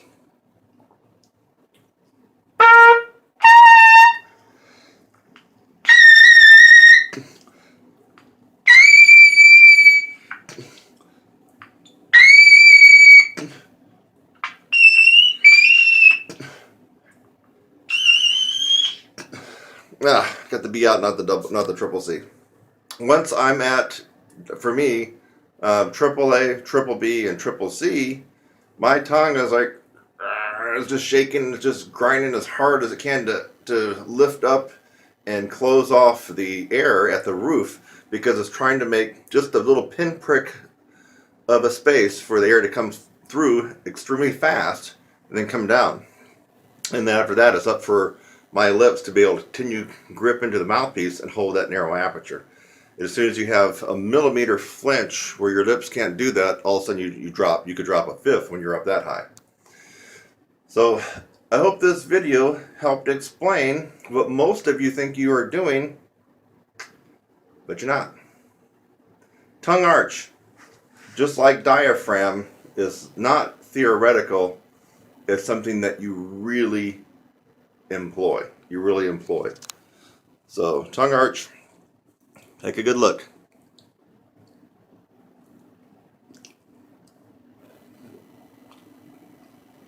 Roll in.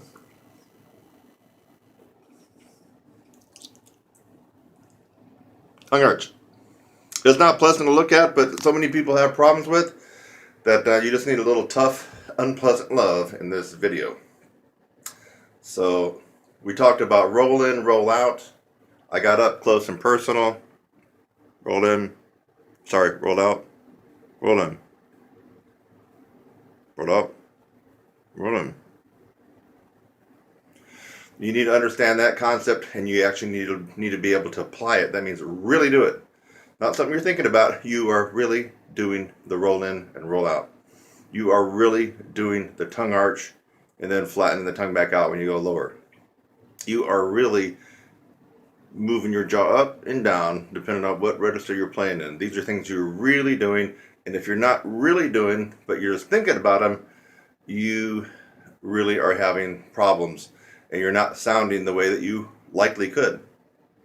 So this is all about technique and feel. It's like riding a bike. There's a technique to it, but also there's a feel that you got to learn, right?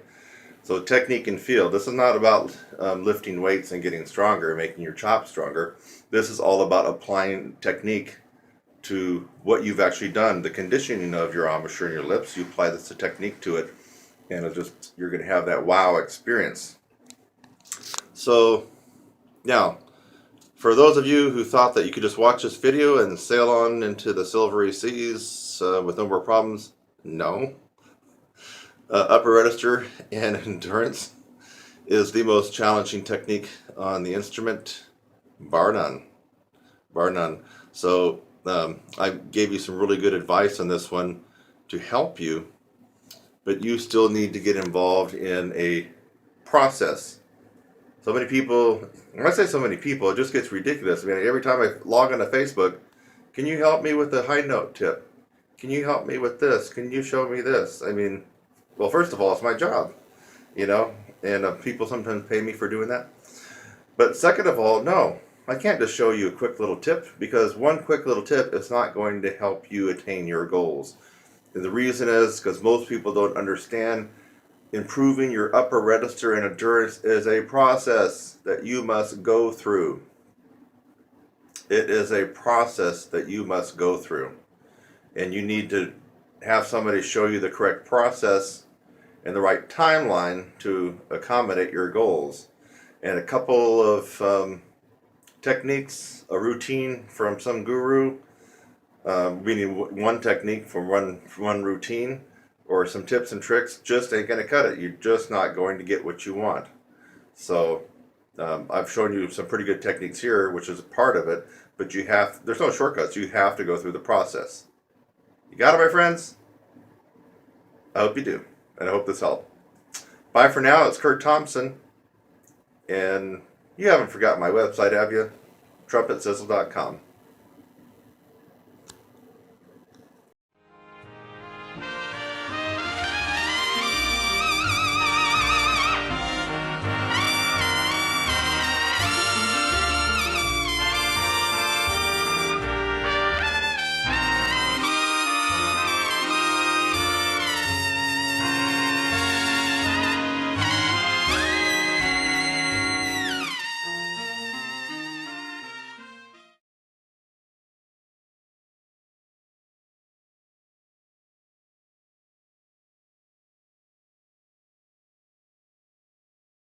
It's about time we had a discussion about air and embouchure strength again. And over and over and over, when I get a consultation on the phone and people are going on and on about their air and they're having trouble with their air. I try to remind them that air is just really not the major deal that so many university instructors make it out to be, and I'm about ready to prove it right now. Okay? So I want you to watch carefully to my breathing and to my exhaling. I'm not even going to try to take a normal full breath. I'm just going to take a full breath, and that means when I say a normal full breath for me, that would involve throwing my tummy out to make the diaphragm drop down and pull more air into my lungs, and I'm not even going to do that. So what I'm going to do is try to get close enough that you can hear my breathing, and what I'm going to do is I'm going to exhale some air and still play high. You ready? Okay, so I'm going to take a full tank of air, try to figure out what note would be best to play here. Well, we could do a couple different notes. Let's just try the note that almost everybody can get right, high C. Just about everybody can get that. Not everybody, but it's a common note. So high C, let me work my way up to it.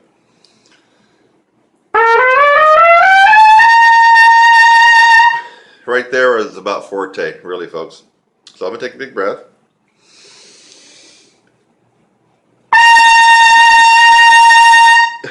It's almost fortissimo. Now I'm going to take a breath, but before I play it, watch, I'm going to let about 25% of the air escape from my lungs. You got to pay careful attention. I'm going to let the air out, freeze it, and play. So basically what you're looking for is less air, but I'm still playing the same intensity. Here we go. So full breath. I'll let it out.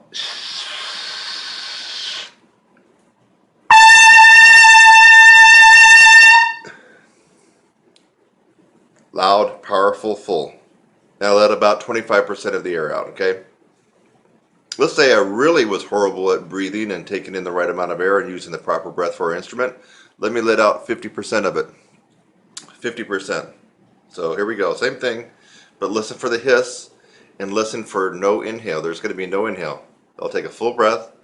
I'm going to let out 50%, freeze, and play. That's what you're listening for. You're not going to hear me inhale because I'm going to be playing. Here we go.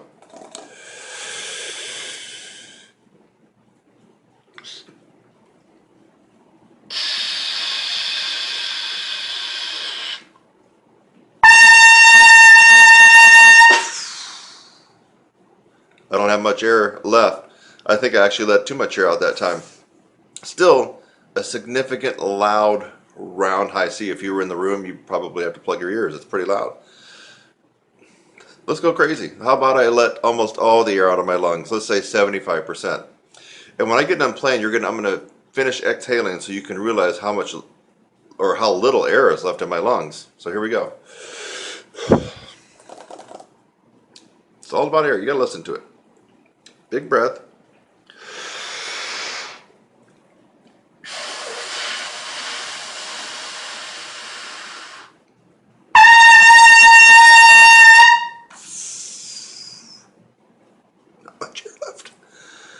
Not much air left. That was probably down. I probably let about 80% of my air supply out, or maybe even 85%. Can you see that? Or this? Think, folks. Just because he or she has a PhD doesn't mean anything. It means they were good at taking tests. They're good at doing this, and doing this. You got to think. Smart. Get your advice from somebody who knows what they're doing. Why don't we take it up to a more advanced level, because I feel like high C is doable by most people. Let's take it all the way up to right past upper register. And who knows what that means? Upper register is high C to double G. Let's take it out, no argument. It's the high C to double G. You go past double G, you're going into extreme upper register playing. Let's do one of the first couple notes you come to outside of upper register. And I'm talking for trumpet. This would be a concert G and R double A. Why is it double A? Because low A is here. Low A. below the staff, low A. Middle A, second line A in the staff.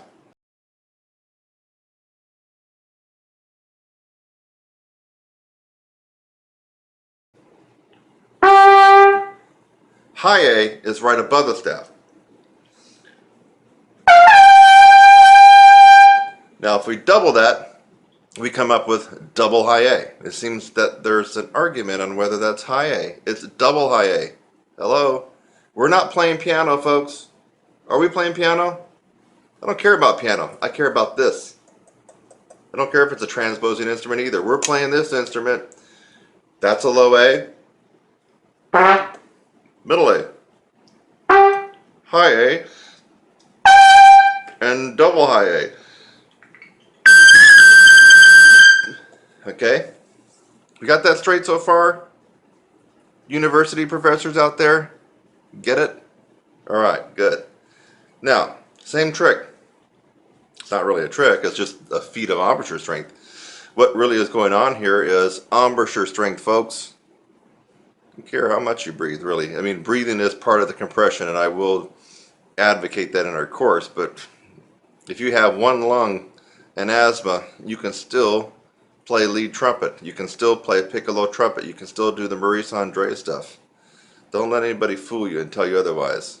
It's not your air, it's this. You don't got this, you're screwed. Let's do the same test on the double A. Full breath. A little tester note.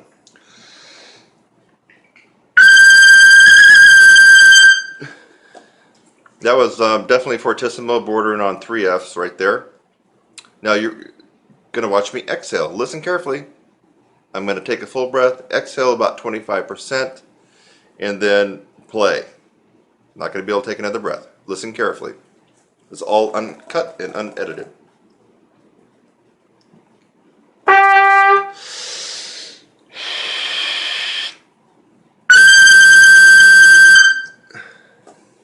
Big, full, piercing round. That would have cut through just about most big bands. Guaranteed. Okay, let's up the ante. I'm going to let out 50% of my air. If I let out 50% of my air, folks, I'd be down to probably the physical attributes of a 6th or 7th grader playing this instrument, because I am an adult male and I have a large body and big lungs. But if I let out 50% of the air in my lungs, I'd be down to a 6th or 7th grader as far as anatomy goes, physical anatomy. Here we go. Listen for the exhale and listen for nothing after but me playing. So there's no more inhale after that.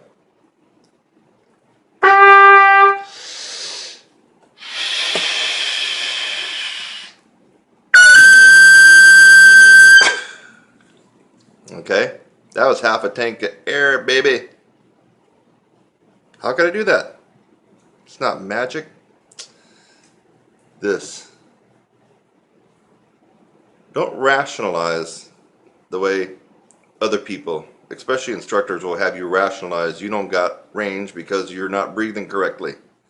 I'm breathing about as unfreaking incorrectly as somebody could right now, and still blistering, peeling paint with my double A. Let's go crazy. And I'm going to let out just about almost all my air and see if I can still squeeze out that double A. Pay careful attention and listen. You might want to have your headphones on and put this on speakers. You need to listen that once I exhale, there's no sound. There's no sound of me sneaking air in. I'm down on air in my lungs. Not much. Let's try it again. Double A one more time, but this time with only about 25% of my air capacity.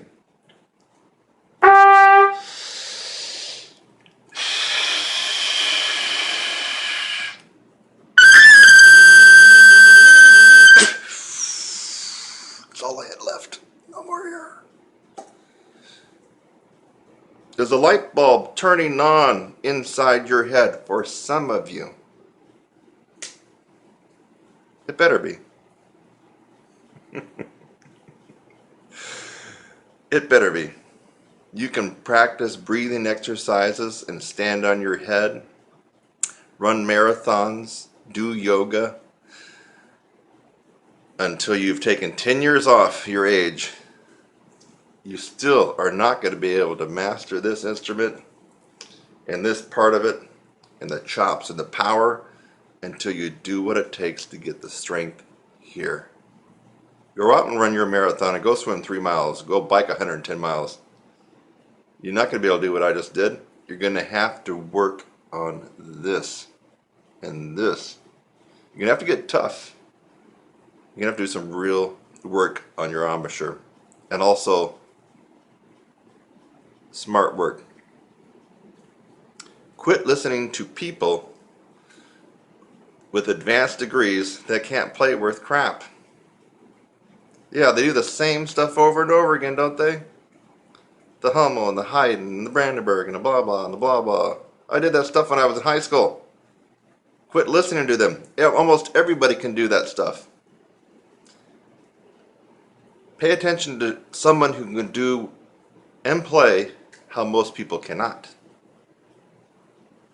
That's who you want to listen to. I'm Kurt Thompson. You already know my site, trumpetsizzle.com. Go get you some right now.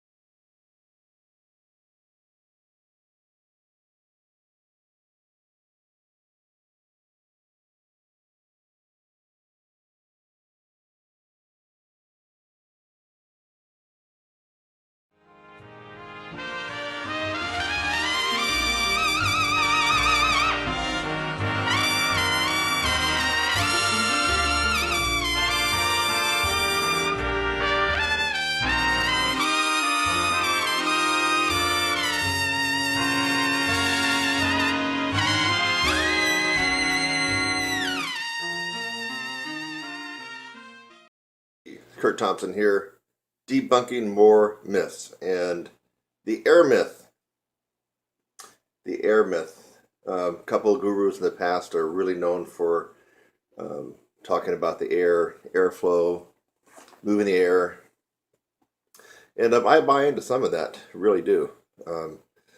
For especially playing in the low register and the middle register. Quantity of this air that they're talking about, really breathing from the diaphragm and all the way up and letting the air come out and help you sing up in the upper register, that is a myth, folks. And let's talk about the physics so you can understand when your university professor tells you it's all about the air. I actually had a French horn, Dr. Olson from Austin Peay State University. I remember when I was trying to get past upper register in college, first couple of years, and get into the extreme upper register so I could do some of the Maynard. My trumpet professor there, who was a great trumpet guy, he didn't really have that much of an upper register, and at least in my opinion. And so I took a couple lessons with Dr. Olson, who was all about air. He told me the reason that I couldn't play in the extreme upper register of the instrument is because of my lack of air. And I really needed to work on airflow. And anyway, I did a lot of his exercise. He was a French horn and faculty member. tenured at Austin Peay State University, Dr. Olson. Ken Olson, I think is his name. And I remember working on some of his techniques for a couple of weeks, and I got worse because I was trying to do the technique of using a lot of air and just no pressure here and no strain. He said, don't even tense up at all. No muscle power here, no nothing, no lip. It's just all air. Well, as a kid, of course, I was trusting him since he was supposedly the expert. Now that I am in the position where I'm at now, I know he totally was talking out his ass. He didn't know what he was talking about. Physics. This is your lips, obviously, in your embouchure set. And you're going to have a little bit of a hole that will form. See, it's like a crack. It's not really a hole. But we call it the aperture. Now, folks, use your noggin on this one. If I blow a tremendous amount of air, breathing from my diaphragm, let's take that correct breath, stomach out. You see it, my lips open up? Watch it again.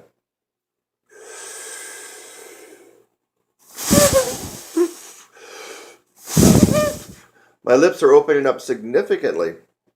Why are they doing that? The tremendous amount of quantity of air and the speed of air is causing my lips to blow out just from the sheer force and the sheer quantity of air coming out. My lips can't contain it all. Now, if you're really thinking about this, and you know that you need the most narrow aperture possible to jettison out fast air vibrations for the upper register on any brass instrument, what does that tell you? That tells you that the more quantity of air you try to blow out, especially if this is not strong, you're going to have a limited upper register. Now, even if this is strong, and mine's pretty decently strong, it's the physics. I can't blow as much air out as a lot of these college professors and your own private instructor might be telling you to. And I got a pretty strong embouchure, and I can't hold all that air. Can't do it. What happens if you don't have a very good strong embouchure like I do? Well, then you're even. You got like two strikes against you right there. So we have to use our noggin on this one and realize that it's the compressed air, not the quantity. And that's what, you don't really hear that from university music faculty, compressed air. You hear air, airflow. It's all about the air. Diaphragmatic breathing, that's what you hear, but you don't hear compressed air. So they're confusing a lot of people. The reason is because they can't do it themselves. They don't know what's going on. Okay, so you're going to have to back off on some of the high notes and just let the compressed air do the work. So if I take a big breath, let's see what we got here.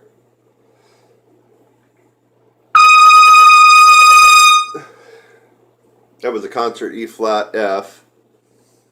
I blew some decent air through the horn, but it was mainly compressed air. I wasn't trying to overblow and blow my lips out.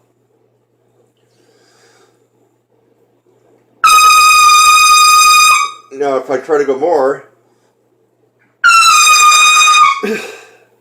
I'm really shoving a tremendous amount of air through the horn, and I start to notice my tone quality goes out the window. The note chips a little bit and dances around. The reason is I'm fighting to contain this narrow aperture with the strength of my chops. And all that air is just blowing my lips out. Remember, as soon as your aperture widens even slightly, we're talking about a millimeter, your range drops.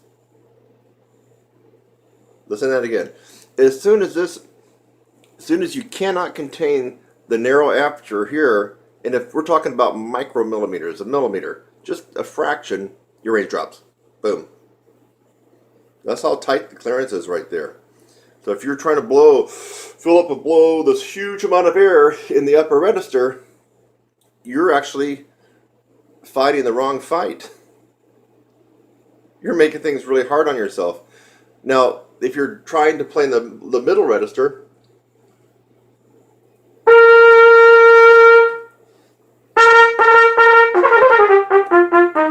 middle, right? Now, look at my aperture. earn right there for a middle C.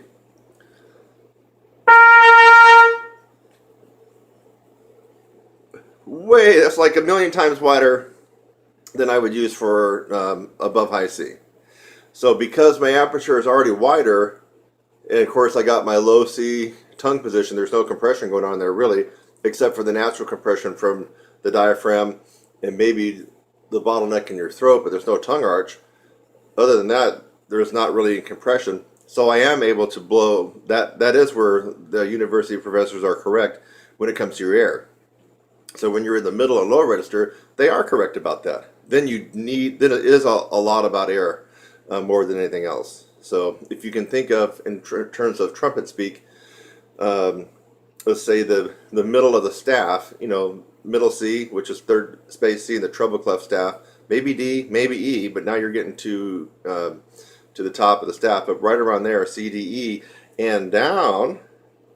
Now all that air advice you've been getting from your instructors and your college instructors and your university professors, that is good advice. That is good advice, because you do need to have worked on a lot of air and breathing techniques for that. But it's counterintuitive. I know it seems counterintuitive that you need a lot more air and have to huff and puff, but you're actually working against yourself as you go higher. You actually have to use less quantity of air.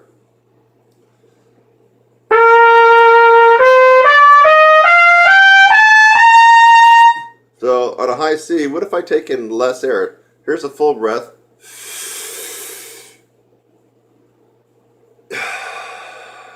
What if I take in half a breath for the high C?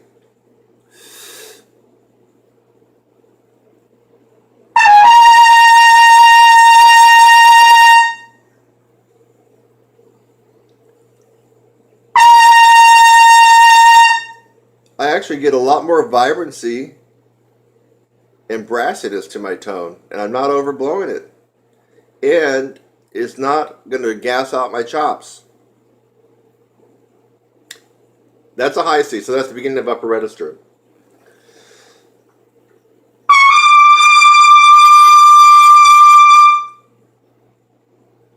Ooh, that's a very, very narrow aperture for a high concert D, which would be high E on trumpet.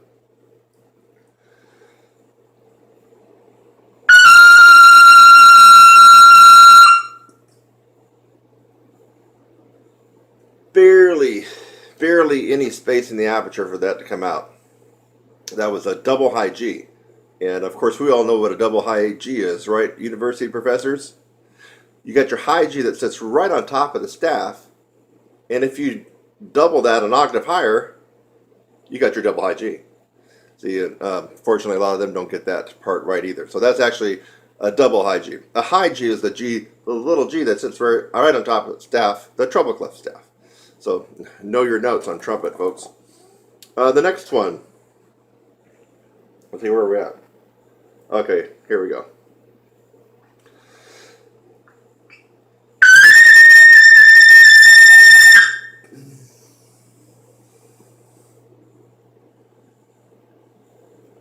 There was probably a pinhole of a space in my aperture for that, what should have been a double C. Let's double check it. Yeah. Try it again.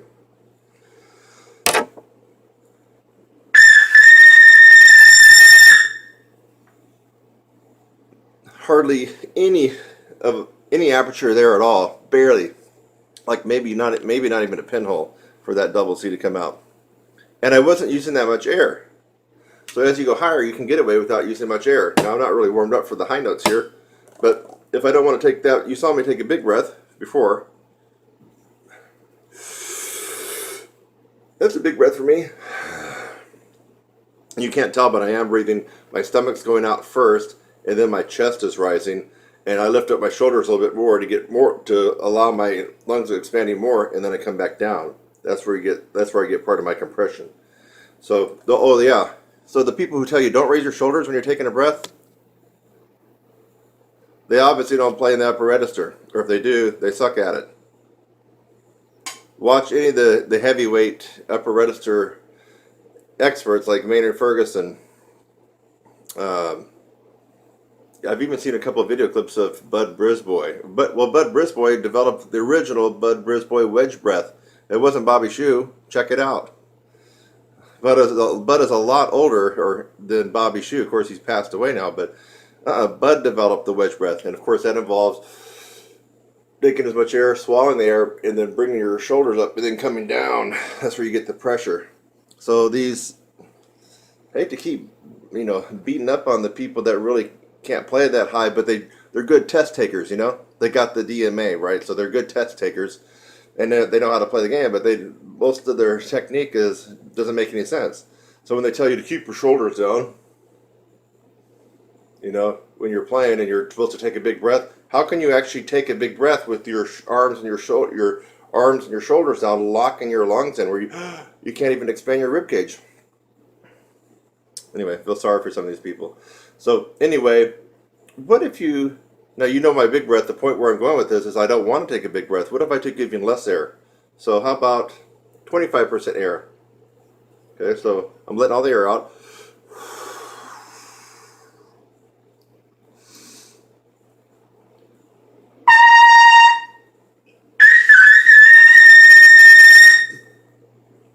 Now, I only had 25% of a take of air in my lungs.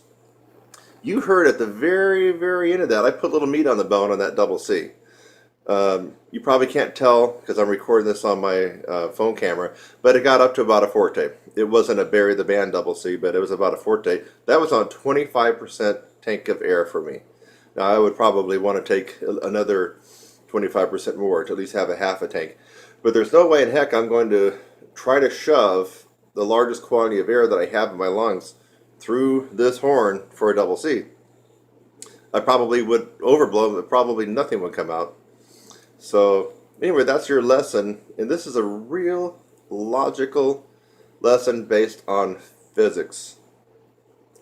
And unfortunately, for a lot of brass players, you don't get a logical lesson based on physics. You get a illogical lesson based on passed down theories that don't have any merit. Usually they're passed down theories in academia.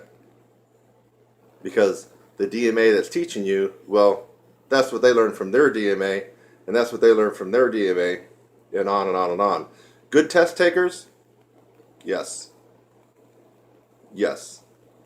Got a good memory for regurgitating all those facts? Yes, they do. Are they the best players in the world? Almost certainly not. No.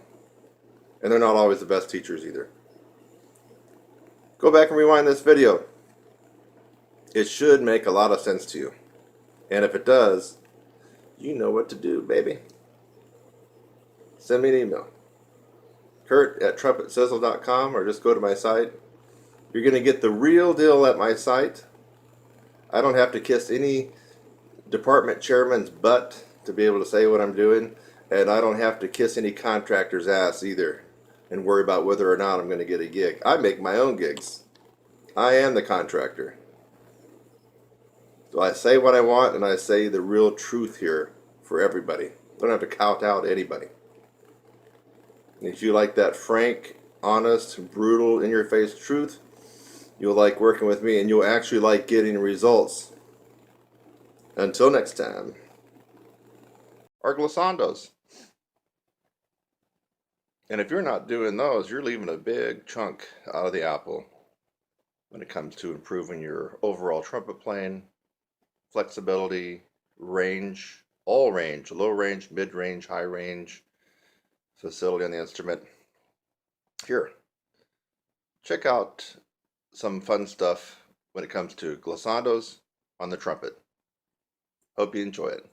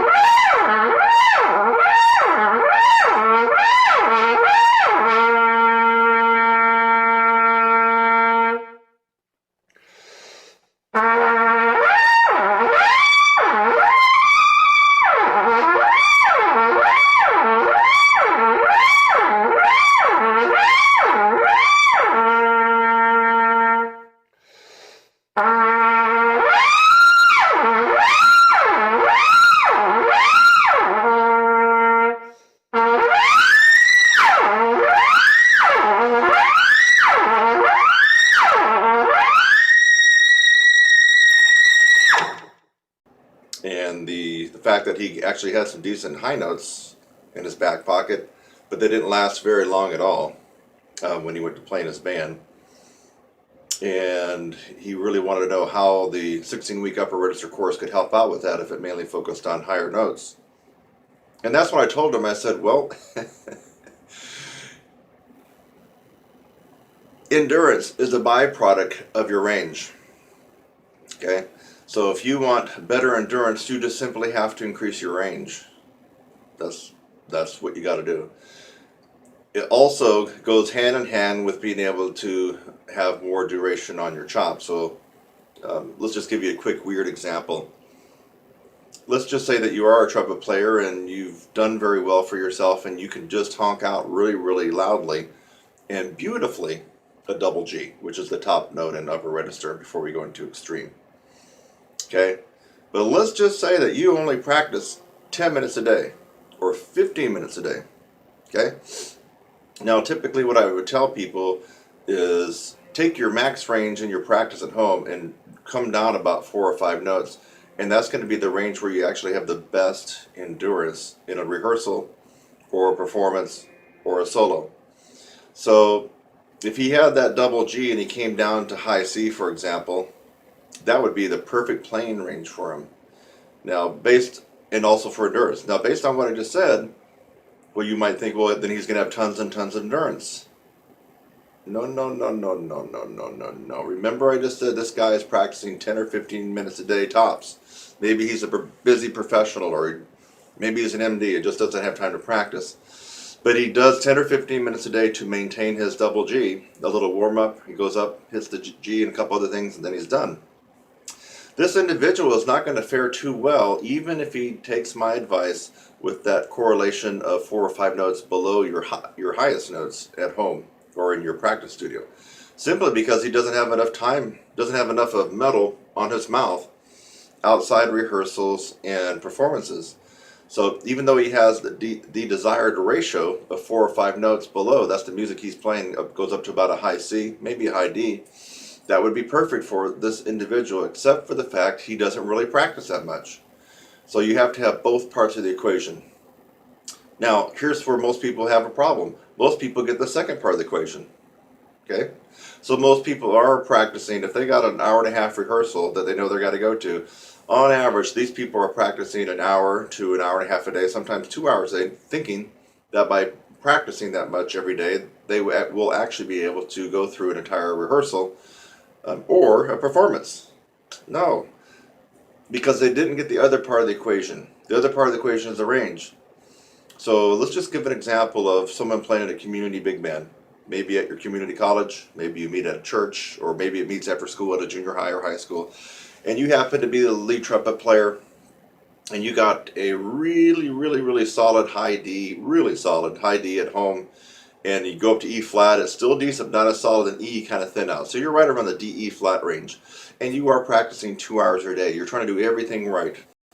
But you notice that when you get into your big band rehearsal on Monday night or Tuesday night or Thursday night or whatever it is, that halfway through the rehearsal, your chops are falling apart. You're missing these high Ds and the high Cs, and you're getting the burn here. Just feels like you can't hold the note and your lips are blowing out and you're going out of tune. It's just not fun. I mean, you're smashing your lips pretty good with the mouthpiece. And you keep scratching your head, what's going on? Because I'm practicing an hour and a half or 2 hours a day, but I'm not able to have the endurance in my rehearsal. I'm cursed. There's some kind of hex that's put on me. No, my friend. When you go into a big, typical amateur to semi-pro big band rehearsal, most of the high range is going to be up around high C and high D. Yeah, you might find one chart that goes E or F, but basically, you're going to be required to play quite a lot of high Cs and Ds. And if your range at home is a high D or a high E flat, and let me just excuse myself for a second for other brass players, trombone players, euphonium, French horn, tuba, whatever, you just have to transpose whatever that is. This story that I'm telling is geared toward trumpet, but really it's geared toward everybody, but you would have to transpose the notes and make it your own story. So the problem with this particular individual, he is doing everything right practice-wise, probably is a really great player. His endurance is being inefficient in rehearsals and performances simply because he doesn't have the other part of the equation down. he needs to be having at least double F sharps and double Gs pretty full and pretty decent at home. At least be able to hit a couple of them at home. Doesn't mean he has to play all day on those, but he has to be able to go up and reach those and tackle them pretty good a couple times in order to balance out this part of the equation. That's what most people are not getting. And in fact, it's not that they're not getting it. I think most people just don't know. Every time I talk to somebody about this, they don't really sync up the fact that your range has everything to do with your endurance. It really does. So I don't care if you practice 4 hours a day. If your range is D or E, you're just not going to be able to play D or E for 3 or 4 hours in a wedding reception big band. You know what I'm talking about? Your big band gets hired to do someone's wedding reception, and they're going to have you play from 9 p.m. until 1 a.m. at night with, you got 4 sets, 45 minutes. You're not going to last. If your range is high D and high E and you're playing Ds and Es in that particular wedding reception gig, you just are going to fall apart, and you're probably going to have to hit up somebody else in the section to cover some of your lead stuff. It's just not going to balance out that well. Same thing if you're in a brass quintet. That's really, really tough on your endurance and on your chops. And if you're playing some of the easier brass quintet stuff where you just typically need to go up to Fs and Gs above the staff, which is really common in some of the easier stuff, or maybe even just high A right above the staff, and you have a high C, high D range, you're probably going to do okay on that, especially if you've been practicing the right amount. But if you're playing some of the tougher stuff, Empire brass, Canadian brass, that type of stuff, and which we're talking about stuff that goes, routinely high C's, D's, E's, and F's, especially if you have to have your pick out. But even if you don't, you're still going to be required to lots of high C's and D's. You're going to have all kinds of trouble in that particular group, simply because you don't have the range that's way above that. So this is a pretty important tutorial, at the very least, for you to have the light bulb turned on your head so you can go, wait a minute, I've been practicing 3 hours a day, but when I go into my band, I can't even play half of that. Well, it's because of the range thing. And so that's why I get some people saying they're not interested in playing high notes, and they want to play music. Well, here's the problem. If you don't develop your high range, I don't care what instrument, I don't care if you just play tuba. If you don't have any range, low and high range on your tuba, you're just going nowhere musically. And the same thing on the other brasses, French horn, euphonium, cornet, trumpet, trombone, even slide bow. It doesn't really matter. If your range is not well above of what you have to play in your ensemble, you're just going to be out to lunch. You're going to be struggling. So when I hear people say, I don't want to play high notes, I don't want to be that guy, that obnoxious screamer dude. Well, this is not about that. You can do what you want. Once you are able to play high, you can do what you want with it. Okay? If you have a great range, that means you don't have to scream out high notes and hang over and be that obnoxious high note player. What you can do is you can play comfortable and easy in your ensembles and have plenty of endurance, and that will make you feel just a million times better about playing, because this is going to be pretty much rock solid. So let's go back to the original topic in question, is endurance. What is endurance? How can you improve your endurance? What are some things you can do to improve your endurance? Well, we already talked about the foundation of endurance. I didn't really describe what endurance is, so let's really talk about endurance. Endurance is the ability to do a particular activity over and over for a period of time, usually a long period of time, and still be able to function quite well. So that's the definition of endurance. So let's just take, I was on a site reading about marathoners, and obviously, this is a no-brainer, right? If you can run 26.2 miles, you got some hefty endurance, right? Your heart, your muscles, your legs, your energy, everything. Well, when I got into how some of these marathoners train, and these aren't just the professionals, just people in general who want to be able to run a marathon and have that endurance, do you think that they run 26 miles every day? And that's how they practice and train for a marathon? No, they don't. They might get in 20 or 26 miles once a week, maybe once every 10 days, but they're getting close to it on the other days. They might be doing some 10, 15, and 20 mile runs. But what else are they doing? They're doing very, very, very fast sprints over a mile. They're doing very, very fast runs for 5K and 6K and 10K, 5K and 10K runs. They're doing those very, very fast. and then they're still trying to up their speed on their 15-mile or 20-mile runs. Why are they doing all that? Because they know that if they can have a faster running pace at these reduced miles or reduced distances, that's just going to help them that much more when they go for the marathon. And so let's think about that in terms of playing a brass instrument. The shorter durations, like the mile sprint that a marathoner might do, might be for, well, I'm speaking trumpet, but it could be for any brass instrument, might be that double G or that high F that you're hitting a couple times after you warm up and playing it really, really loud. That's like your mile sprint if you're a marathoner. And if you're doing that, good, you got the sprint.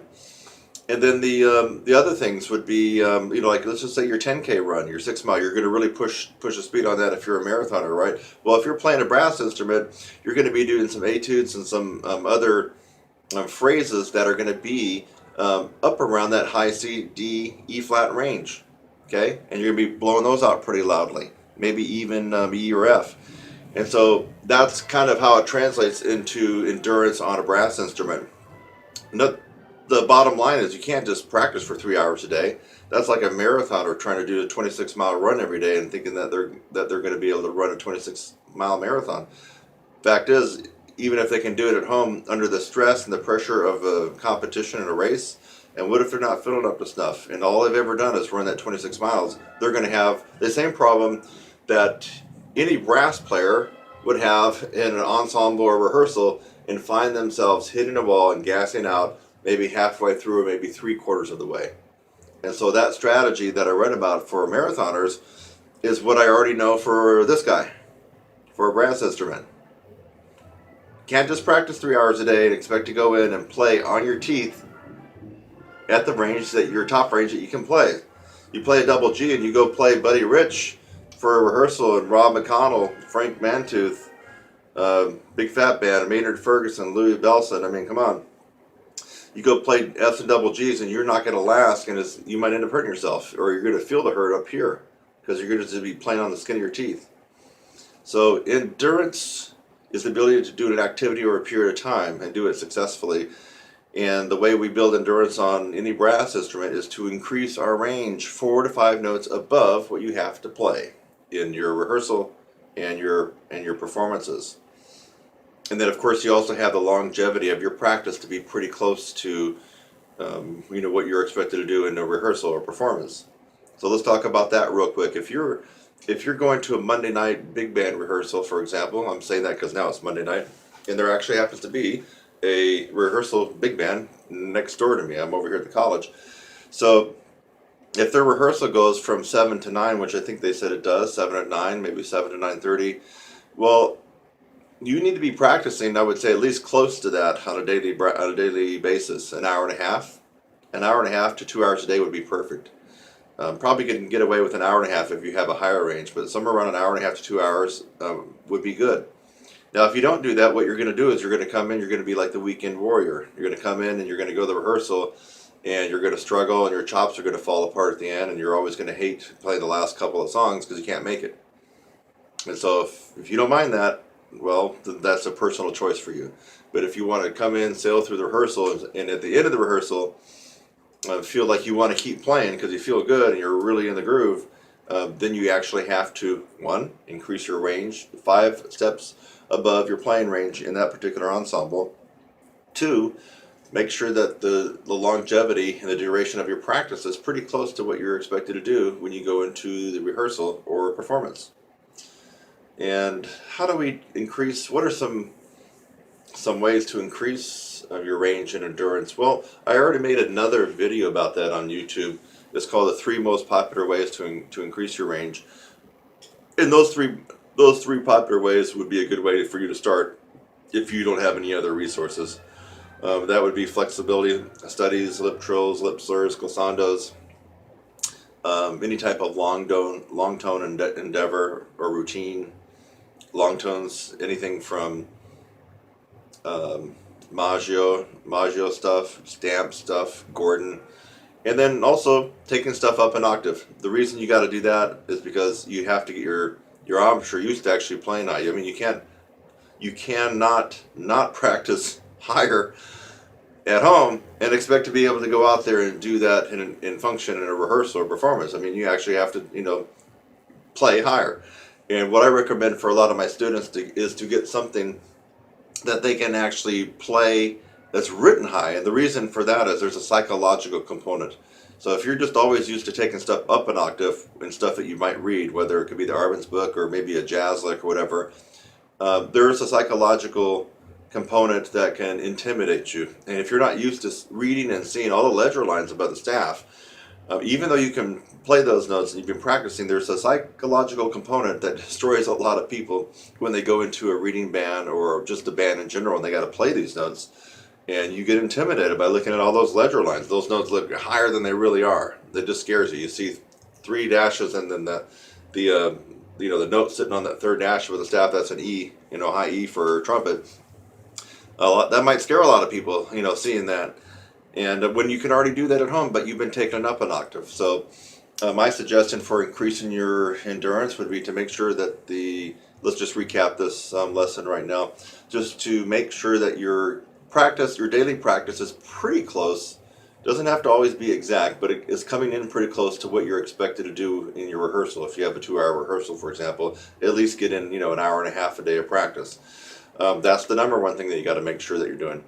And the number 2, the other part of the equation, these are both equal, is you have to do things to increase your range 4 or 5 notes above what you're seeing in your rehearsal. And I just told you what to do. What were they? Lip flexibility, lip trill, glissandas, lip slurs, long tones, including pedal tones, and then playing stuff high or up an octave. And then the part B of that is to actually get some stuff written above the staff, so you're not intimidated psychologically and when you see those notes way above the staff. So I hope this really helped. I mean, this is some very, very good advice for you. It really is. If you just start doing this, you are going to be tickled that you notice you can play higher and better and you last longer in your rehearsals. And it doesn't have to be just about jazz. This could be orchestral, symphonic, like I already mentioned, brass quintet, chamber. It really is all about the duration of your particular ensemble and not so much about the idiom or the style. Same thing, if you got the metal on your mouth for 2 hours in a symphony rehearsal, it might be a little bit easier because we know brass players a lot of times, we have to count like 100 measures of rest, so there is a little bit of an easier component there when you're playing orchestral stuff compared to other stuff. But you get the gist of this in lesson on endurance. Remember, there's 2 parts of it, and you can't just have one without the other. If you do, it's going to be like this. Crash and burn, baby. You don't want that. Kurt Thompson, hope you really enjoyed this. Found it informative, and don't just watch it and go on to something else. Make notes and actually start doing it.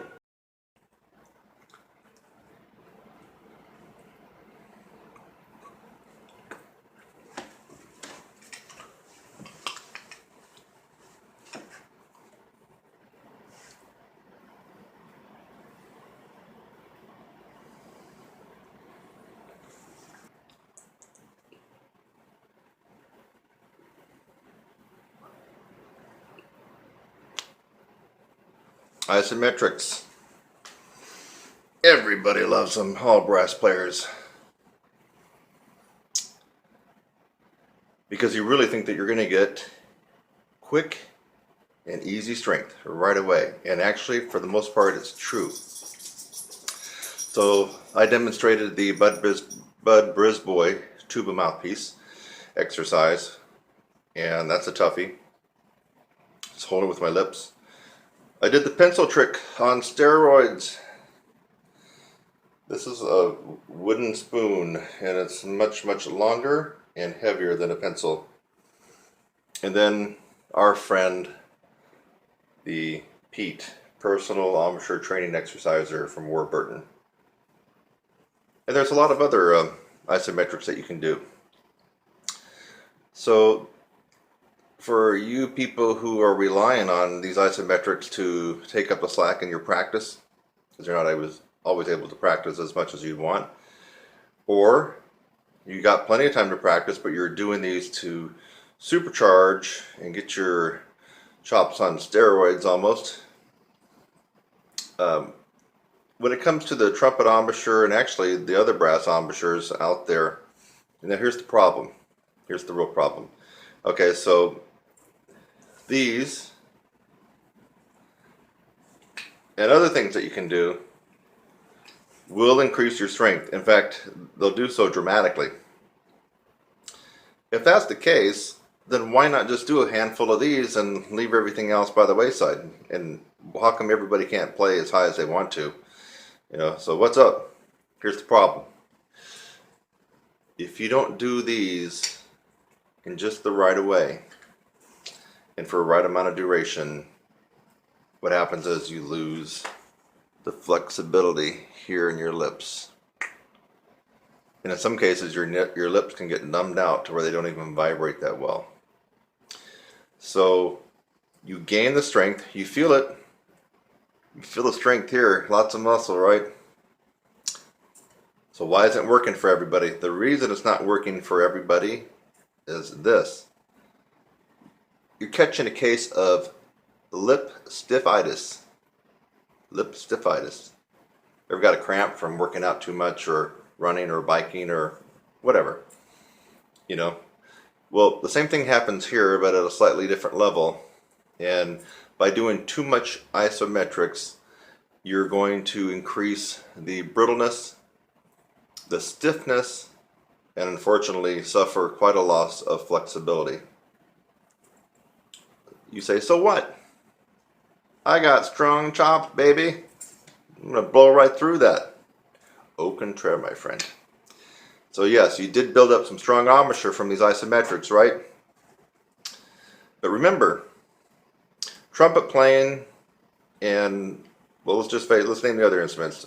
Trombone playing, euphonium playing, baritone playing, French horn playing, tuba playing. Whenever you get into the upper register of each instrument, it's about efficiency, isn't it? It really is about efficiency. So here's the problem with practicing these isometrics. And by the way, they are in my course, and I do teach them. But here's the problem. Most people don't understand the concentrated part of isometrics. So you end up building the strength, but your range doesn't really go up that much. Your tone gets airy. You start having trouble with just simple lip flexibilities, simple normal slurs that you encounter in regular music. And so you've lost flexibility. You've got a good case of stiffitis in your lips. And so why can't you blow out those high notes? Why can't you last forever? You know, a lot of people that are really heavily involved in isometrics will tell you that it's a panacea for all-day endurance. One of the methods out there that I went through a long time ago is Carmine Caruso, and I haven't even touched on that method in a long time, but it is heavily weighted for isometrics. So how come everybody's not doing Carmine Caruso? The reason that they're not is because what you gain on one scale, you lose on the other.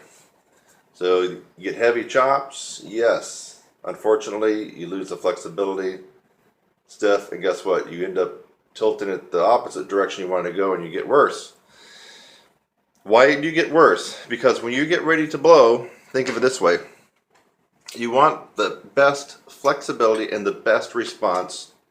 And let's see if I got any response after doing those exercises. Just easy, right?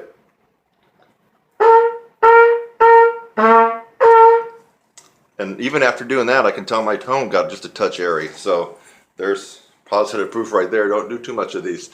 So, but no, it's basically because I didn't warm up and I started doing these. So I have an excuse. Okay. It's about efficiency. So, and response. So if you build this up and can't get your lips to vibrate soon enough, easy enough, and be very flexible, what happens is you're spending a lot of your energy and a lot of your chops almost forcing those lips to vibrate.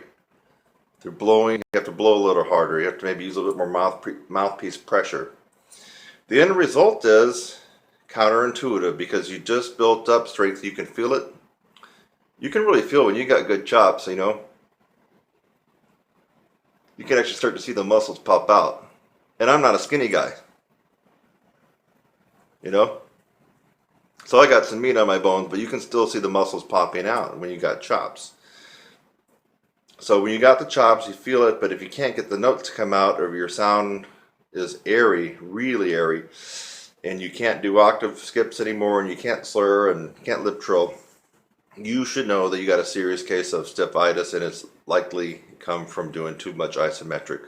So that's the problem. We all want a nice little shortcut, right? Do this and the Pete, and where's my pencil on steroids right here? It's your old grandmother's wooden spoon, isn't it? Look at that. It's you'll find that that's not a walk in the park to do that one either.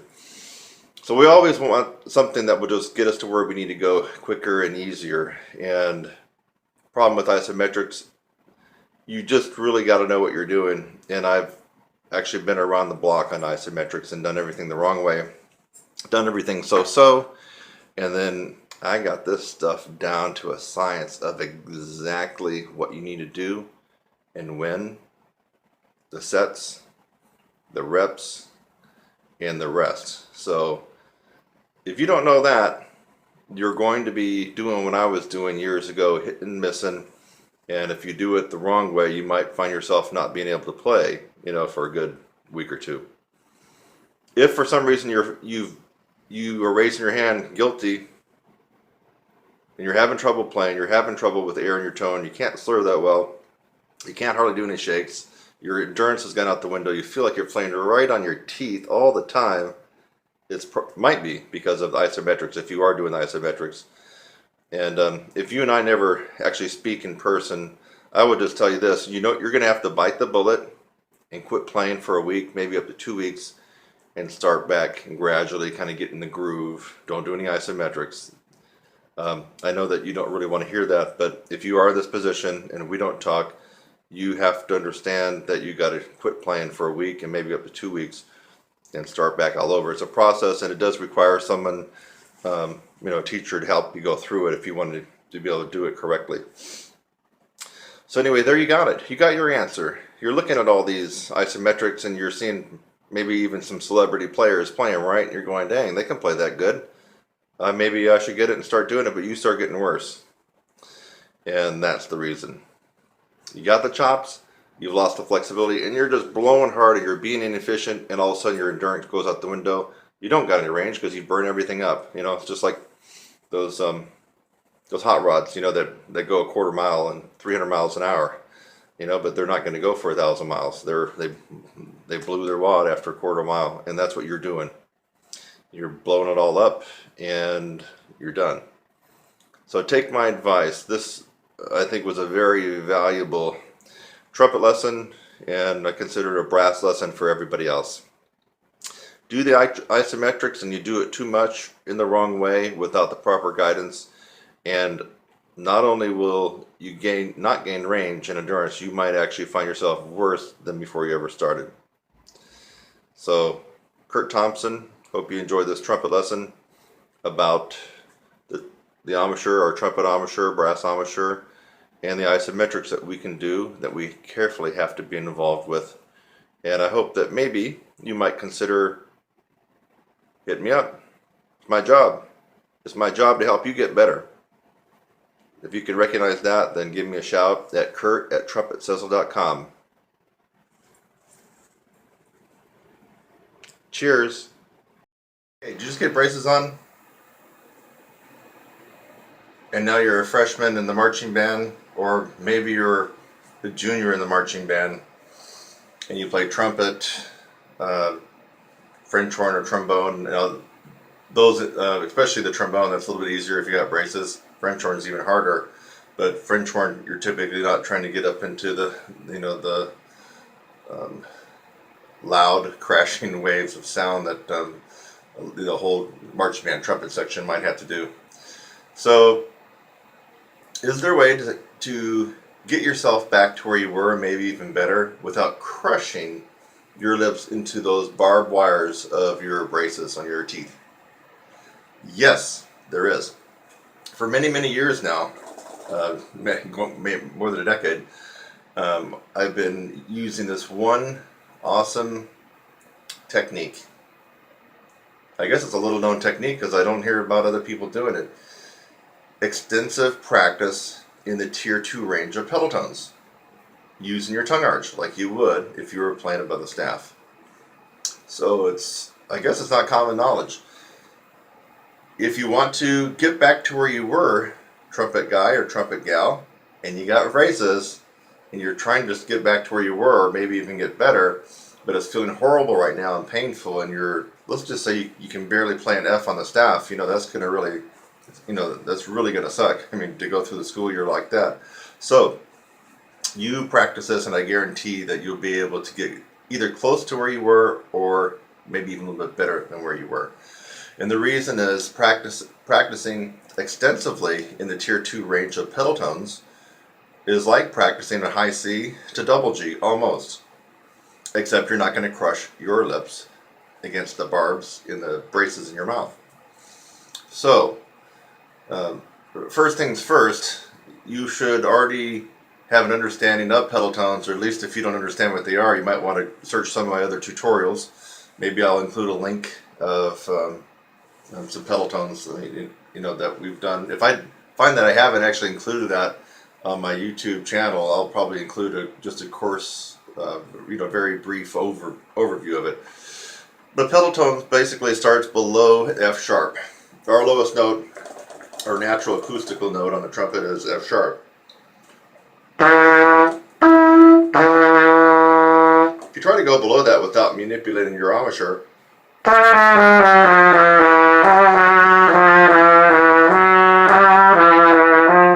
you can't. You can't go below that note unless you do something with your lips, your air, your tongue. And that's what we're doing with pedal tones. Pedal tone is a manipulation of those things I just mentioned. So tier 2 pedal tone notes. This is the heavy-duty, heavyweight contender of the pedal tones. It is the most difficult. So this is not a walk in the park. The technique I'm telling you is actually somewhat advanced. You'd be better off to be working with somebody like me or another specialist in range and endurance taking you through this, but this is just to get you started, or just say you don't have the extra cha-ching right now to have one of us brass coaches work with you. At least you can be doing something on your own and making some kind of progress. So here it is. To still be able to increase your range on your trumpet, even though you got braces, you're going to be practicing the notes in the tier 2 range. What are those notes? Pedal C. And the easy way to do it is just to do octave tester notes. You would play the normal low C on the horn, open, down an octave. That's pedal C. B, natural, to pedal B.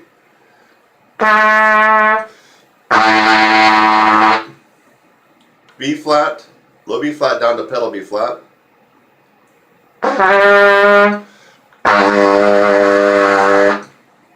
Low A down to pedal A.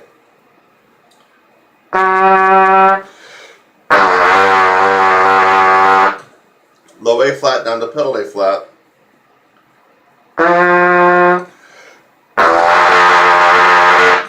Low G down to pedal G, and you must play it 1 and 3 both ways, folks.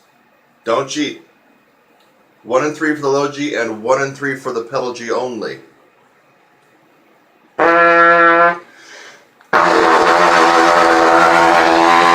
And finally, the last pedal tone in the tier 2 range of pedal tones is the G flat or F sharp. So here's the low F sharp G flat. Drop it an octave.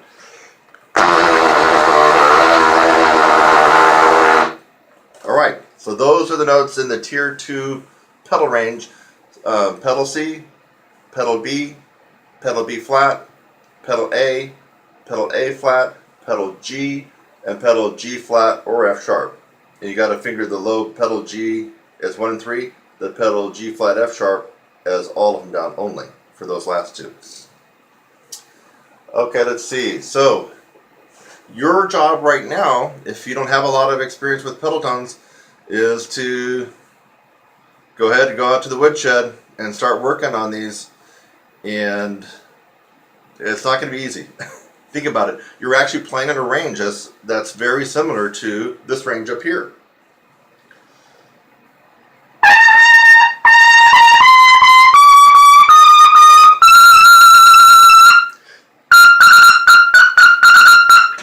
So I just play the notes in upper register on trumpet.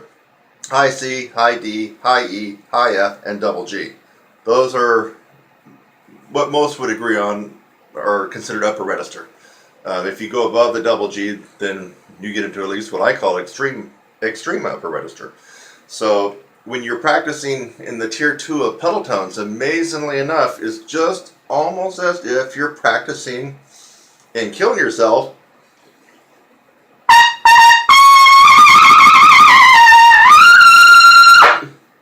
Right? Now if you were doing that with braces, you might be going, oh my Lord, you might start crying because it's going to be painful and it's really going to hurt. But with my technique and the trumpet exercise I just gave you for practicing tier 2 pedal tones, it is a life-saving moment because you can really still continue to increase the embouchure, the strength, and even some of the compression. You won't be hurting your lips hardly at all in the tier 2 range of pedal tones. Now, there are some other tips and tricks to enable the tier 2 pedal tones to come out, and that's where people like myself or other people that might have an expertise in range and endurance can help you out. But at least right now, if you want to do it on your own, you at least got something that's going to help increase your range and endurance on the trumpet, even though you got braces. See you next one. I'm Kurt Thompson. Hi, I'm Kurt Thompson and welcome to my channel. That's youtube.com/brass instructor. Thanks for just watching the video that you did. Maybe it's the first one that you've watched, or maybe you've watched tons of my videos. In fact, as of June 2016, as a brass player and trumpet player, I have the most tutorials free on the planet. I have over 600 videos on my YouTube channel currently, all free. So again, thanks again for watching this video. I hope that you got something out of it. Sometimes I make a video just to make you laugh. A lot of times I make a video to educate you on something and maybe even help solve a problem. So I hope something like that occurred for you in this video. And while you're at it, again, subscribe, click on my website link, and go on to the next video. It's lovely out here. Have a great day.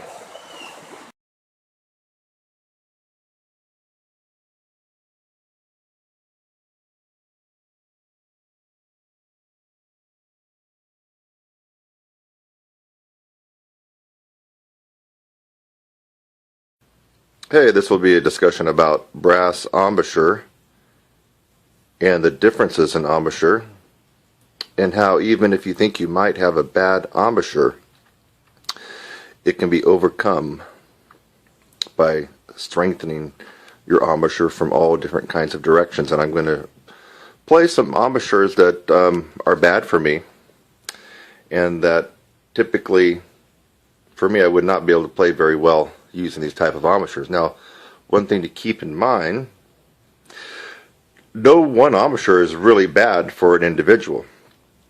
And so what that really means is what might be bad for me and I sound horrible on might be really good for you.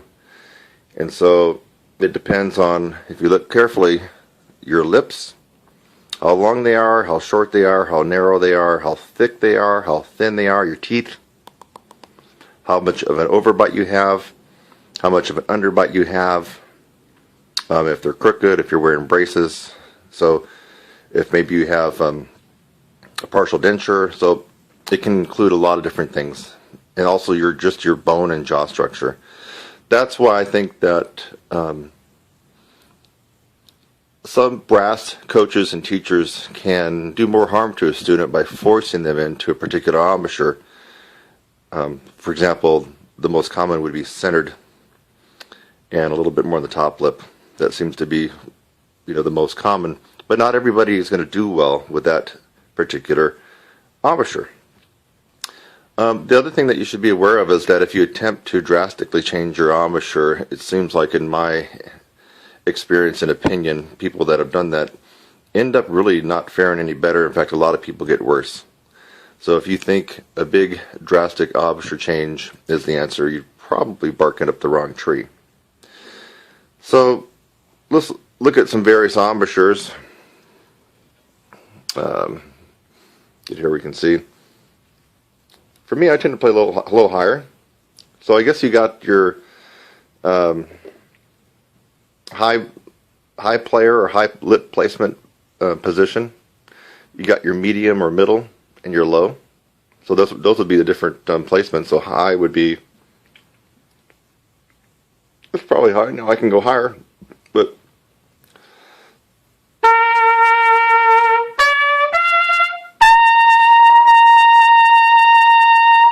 that's probably close to where I normally would play. Now what happens if I wasn't playing that way and I was using an embouchure that was bad for me?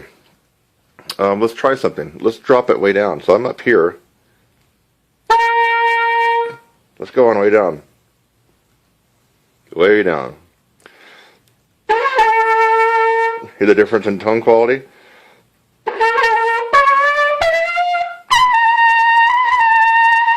But guess what? I'm still able to get the high C. I'm still able to play, but it doesn't sound that good, but I can still do it. Let's go maybe medium. So normally I play here. Let's go down just a little bit.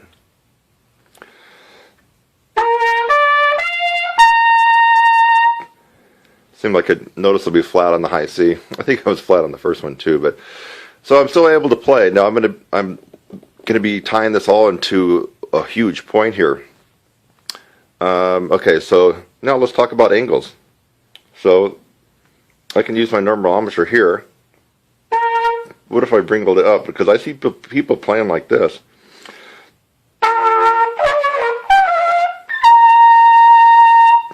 Okay, it had a significant high angle to it. One of the most interesting embouchures I've ever seen is by Stan Mark, the famous lead trumpet player for Maynard Ferguson. I don't know how he can play the way he does. Take a look at it. It's like he puts the trumpet up straight, and then he comes up to the mouthpiece. You really got to watch him do it when he's playing live. It's very interesting. He's got the trumpet here, and then he'll come up. So the trumpet's actually straight out, but he's coming up at this angle.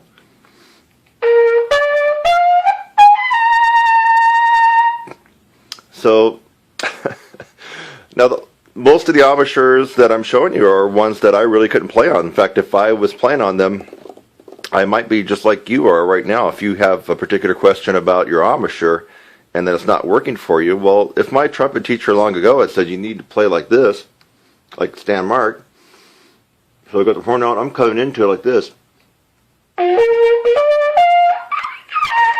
Well, I mean, if I was using that embouchure all along thinking that was how it was supposed to be, I would be having a lot of trouble, and I would be wanting to look at a video like this to change my embouchure or do something about it. So, okay, so now we had the upper angle like that. Did we do this one yet? Well, I think that's kind of more like Stan Marks, isn't it? Yeah, it's more of a, he's coming into like that, but you can still go downwards.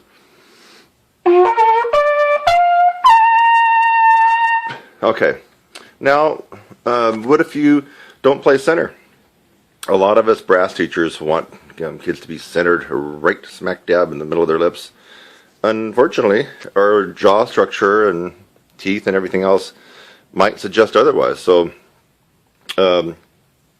here's me, I'm center now.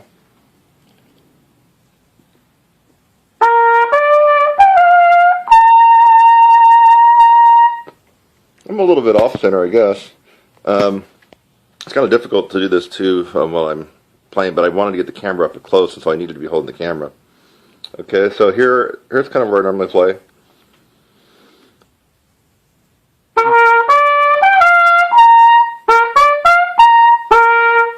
What if I didn't play centered? I played off.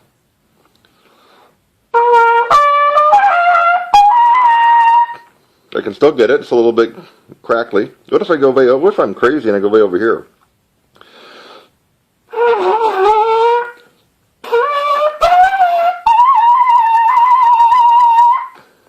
That's a real screwed up embouchure, isn't it? Okay, let me try playing the horn left-handed here and hold the camera this other way. So go back to center, or center for me.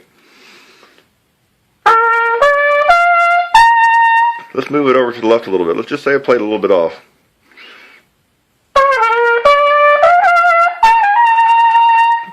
Okay, that's kind of wacky, isn't it? But some people play in all these different positions. Now, no, I've never seen anybody really play out here. But what if we go over here? I'm going to go crazy. Look at that.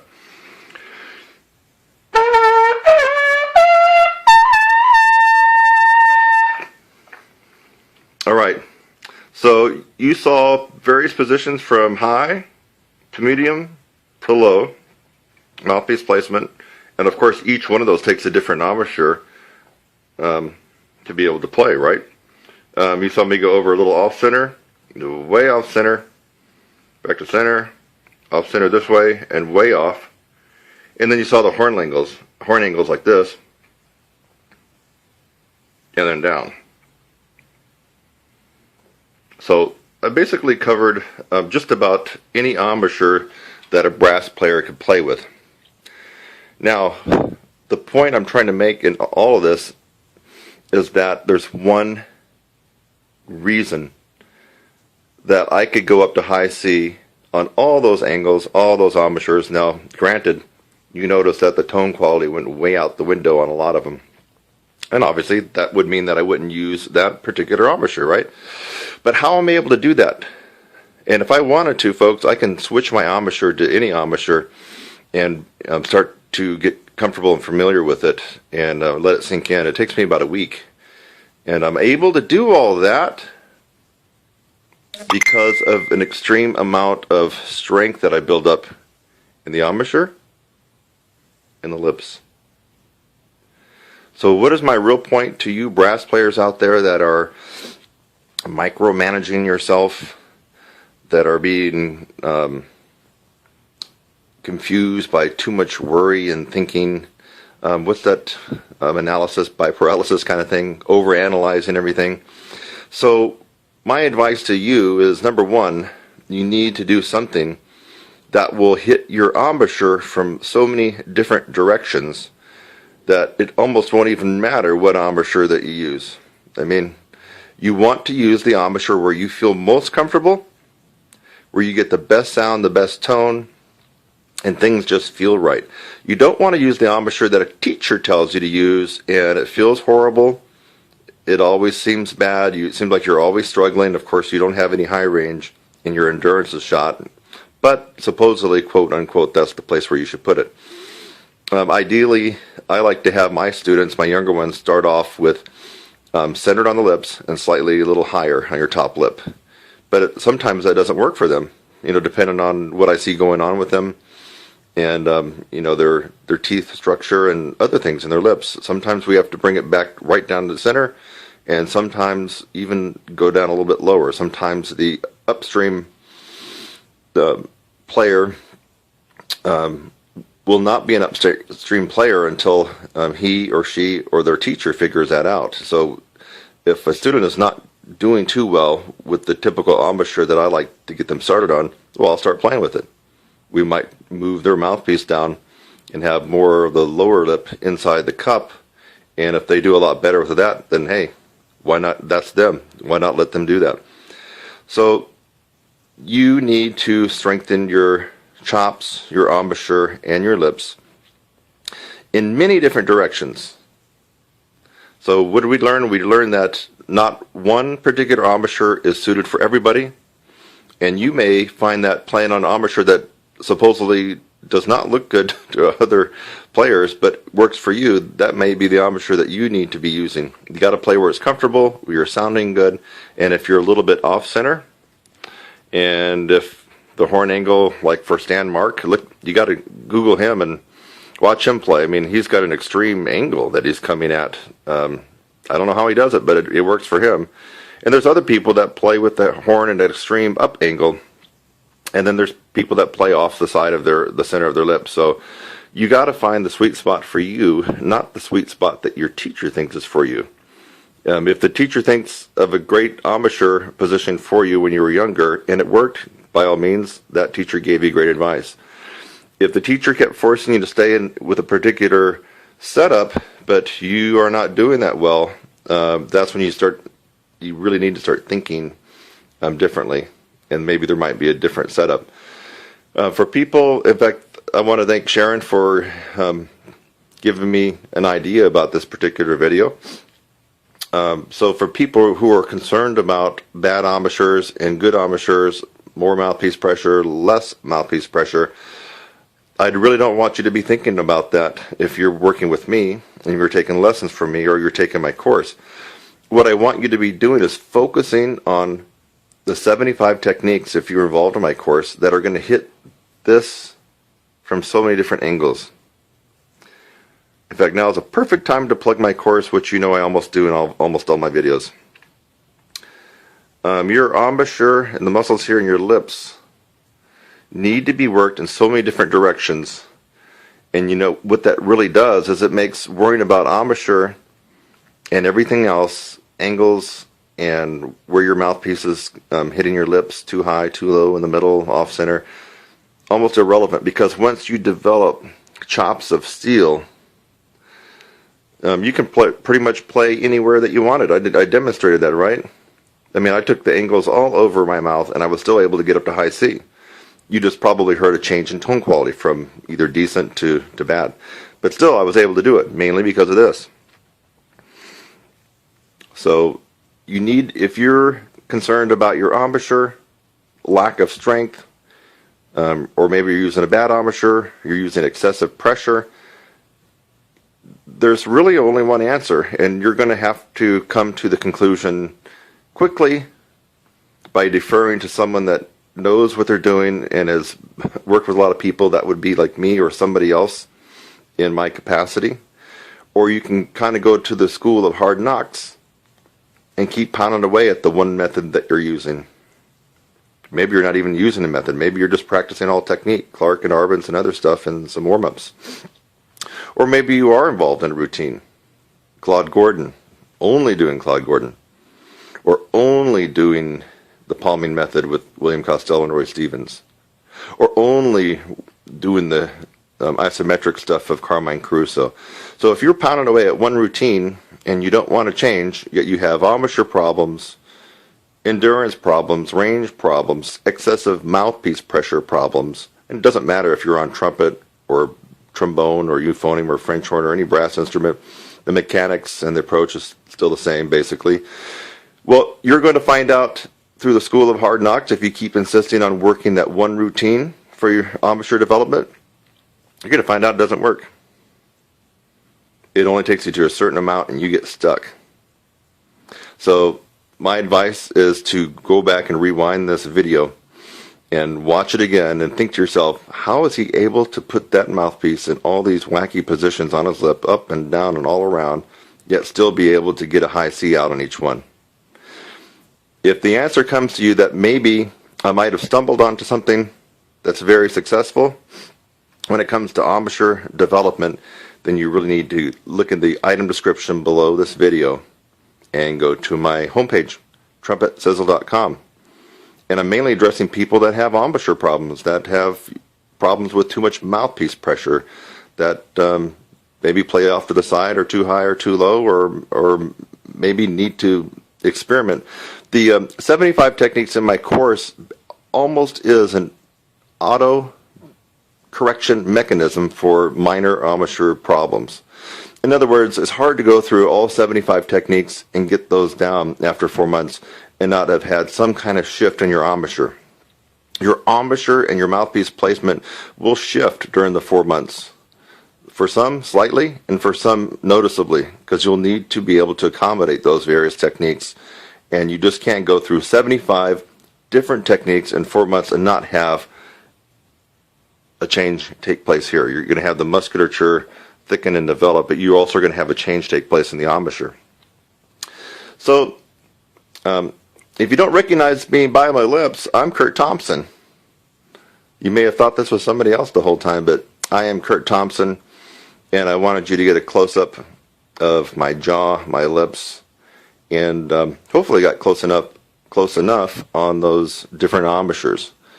So don't let embouchure scare you or wear you down. You focus instead on building embouchure strength from all kinds of angles, and from my point of view, 75 techniques with the different angles that we're going to hit you at in your embouchure is just the holy grail to upper register and endurance improvement. Well, now that you got to know my lips really good and my embouchure, I'll see you in the next one. Take care. Bye-bye.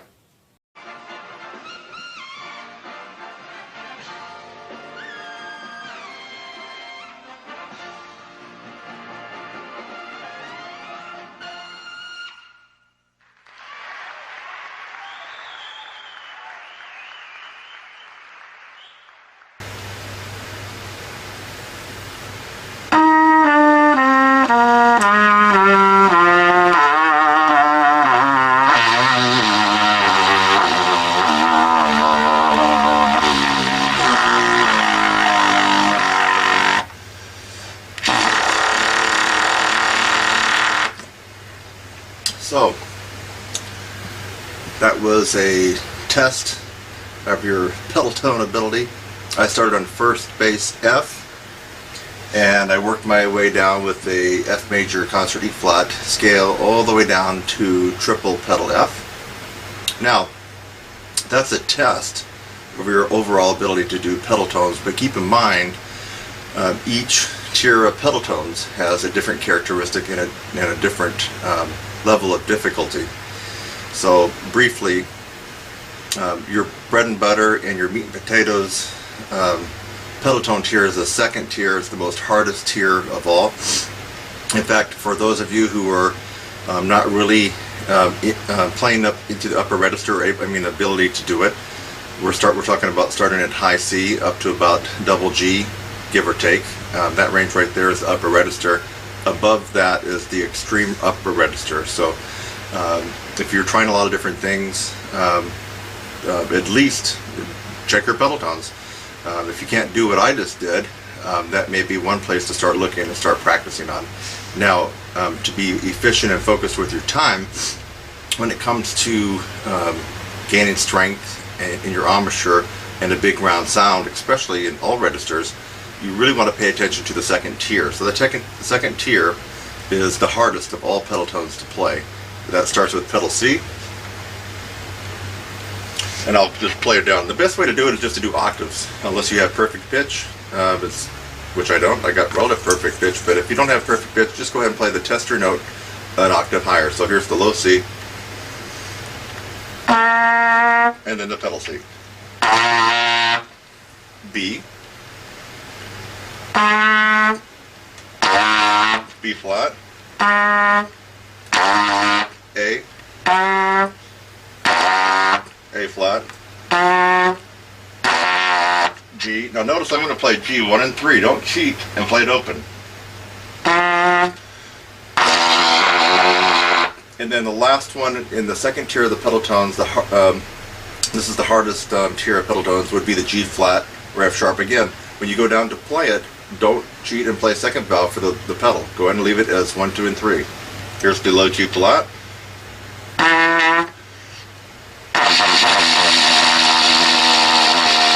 Okay, so that's the hardest range.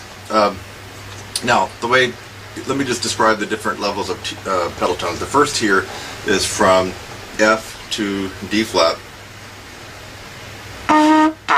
E, E flat, D, then D flat. Okay, so you'll probably be able to get most of those. That's what I consider like a medium difficult level of pedal tones. So the first tier of pedal tones, which I just did, is the medium level of difficulty for pedal tones. That's F, pedal F down to pedal D flat. And you already heard me do the most difficult level of pedal tones, which I consider your meat and potatoes. That's where you're going to get a lot of bang for your buck as far as your practice time. especially if you're shooting for upper register and power. You're going to get it from the second tier, which is the most hardest. That's pedal C all the way down to pedal G flat. Don't cheat when you get down to pedal G and pedal G flat by playing those open and 2. Make sure you play pedal G 1 and 3 and play pedal G flat 1, 2, and 3.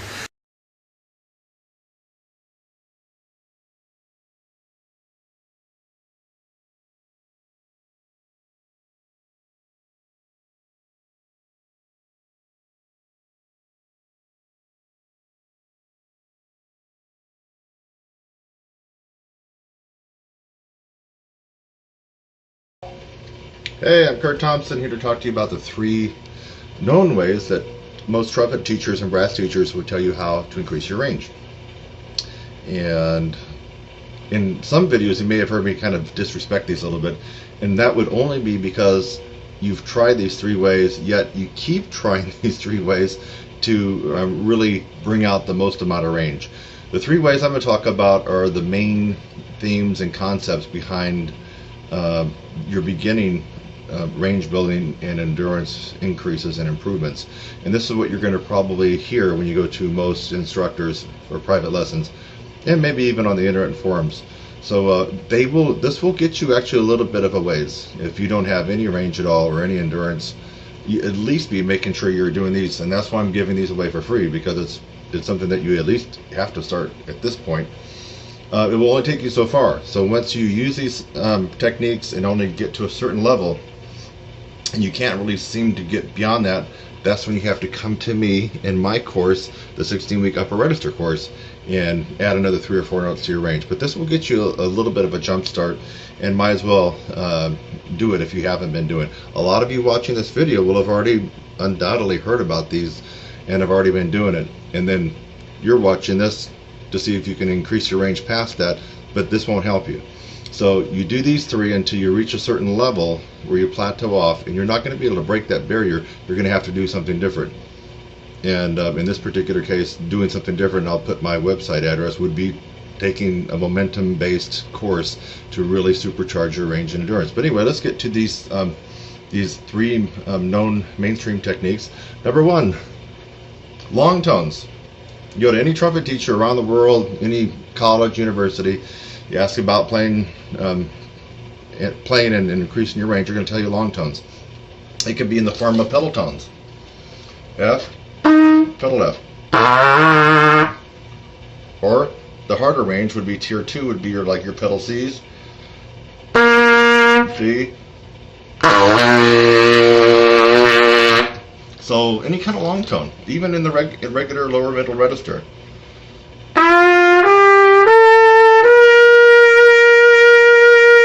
Or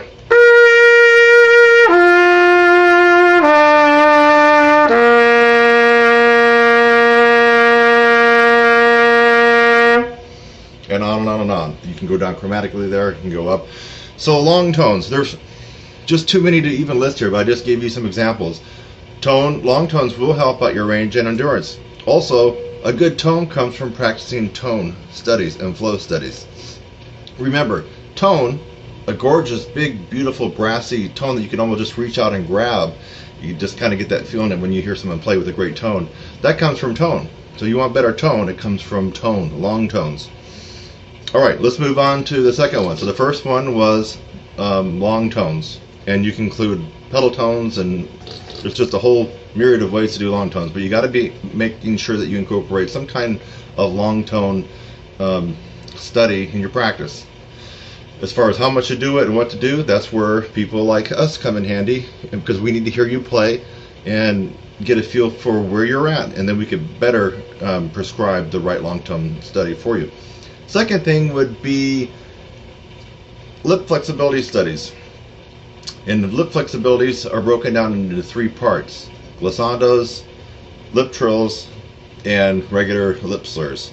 So you need to have that incorporated into your practice as well if you're trying to increase your range and endurance. Obviously, lip trills would be a very fast oscillation between 2 notes. G, start on G with a staff. Or it could be lower if your range is then high. Let's do a C. C to E.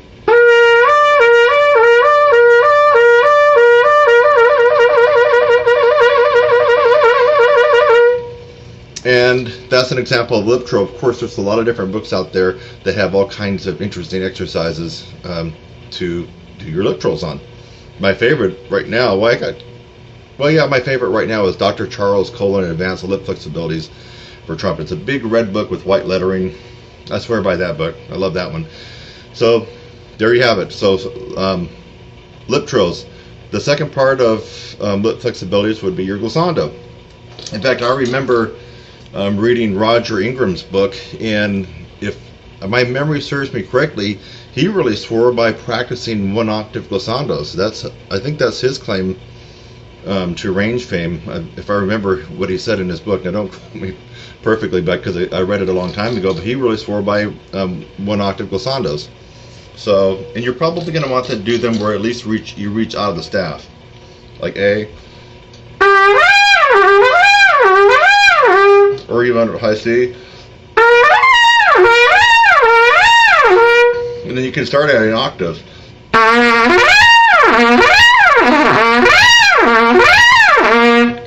And then you could expand it to, well, if you wanted to go to like 3 octaves. Low A.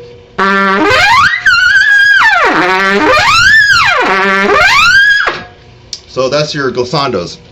The third and final way, as far as lip flexibility is concerned, just basic lip slurs, easy for me to say. So you get it around the horn, and you're trying to be clean and precise with your lip slurs. Something as simple as this.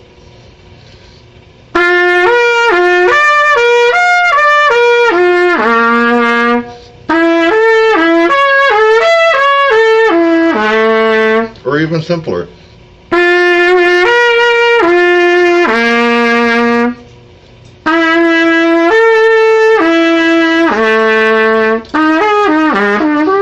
Get the idea.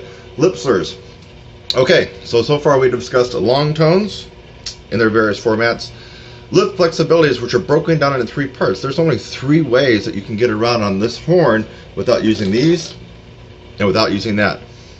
And that would be the glissando that we just talked about, lip trills, and lip flexibilities or lip slurs. Actually, lip slurs would be part of the lip flexibilities. And now the third way that most trumpet teachers would tell you or advise you on how to be able to increase your range would be able to take something up an octave. The first thing that comes to mind, if you're more of a beginning or intermediate student, probably intermediate, or you simply just don't have that good of a range and you're hanging around G's above the staff, and you're still a good 4th away from even the beginning upper register, which starts at high C, I would at least have you work on scales and arpeggios up an octave. If you're used to practicing the C scale, and you kind of staying around that range, you want to start giving it a go an octave higher, even if you have to go slower.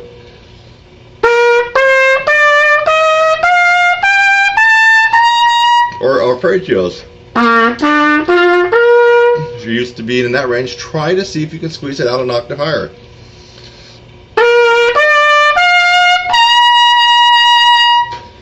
Those are some examples there. Of course, you don't have to just stay on the C major. We're talking about anything from a chromatic.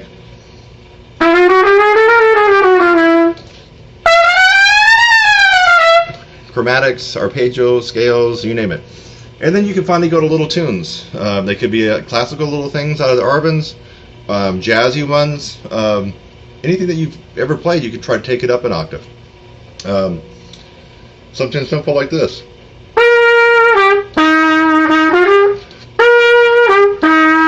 Take it up an octave.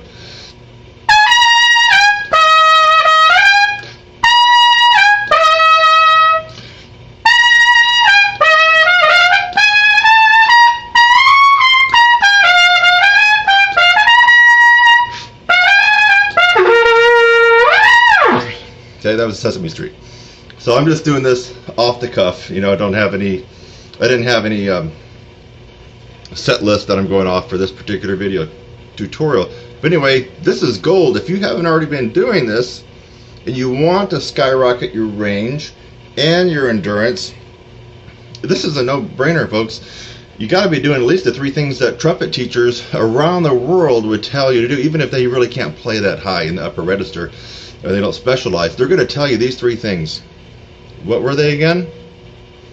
long tones in all their various forms. Number 2, lip flexibilities. And there's only 3 ways we can get around the horn lip flexibility wise. Lip trills, right? Glissandos, and lip slurs. And finally, the third thing is to start just getting the courage and being confident and take some stuff up an octave. It could be your band part in 8th grade band if you're an 8th grader. It could be some little licks that you've learned. It could be scales, chromatics. Just start with the idea like, hey, let me just see if I can take this up an octave.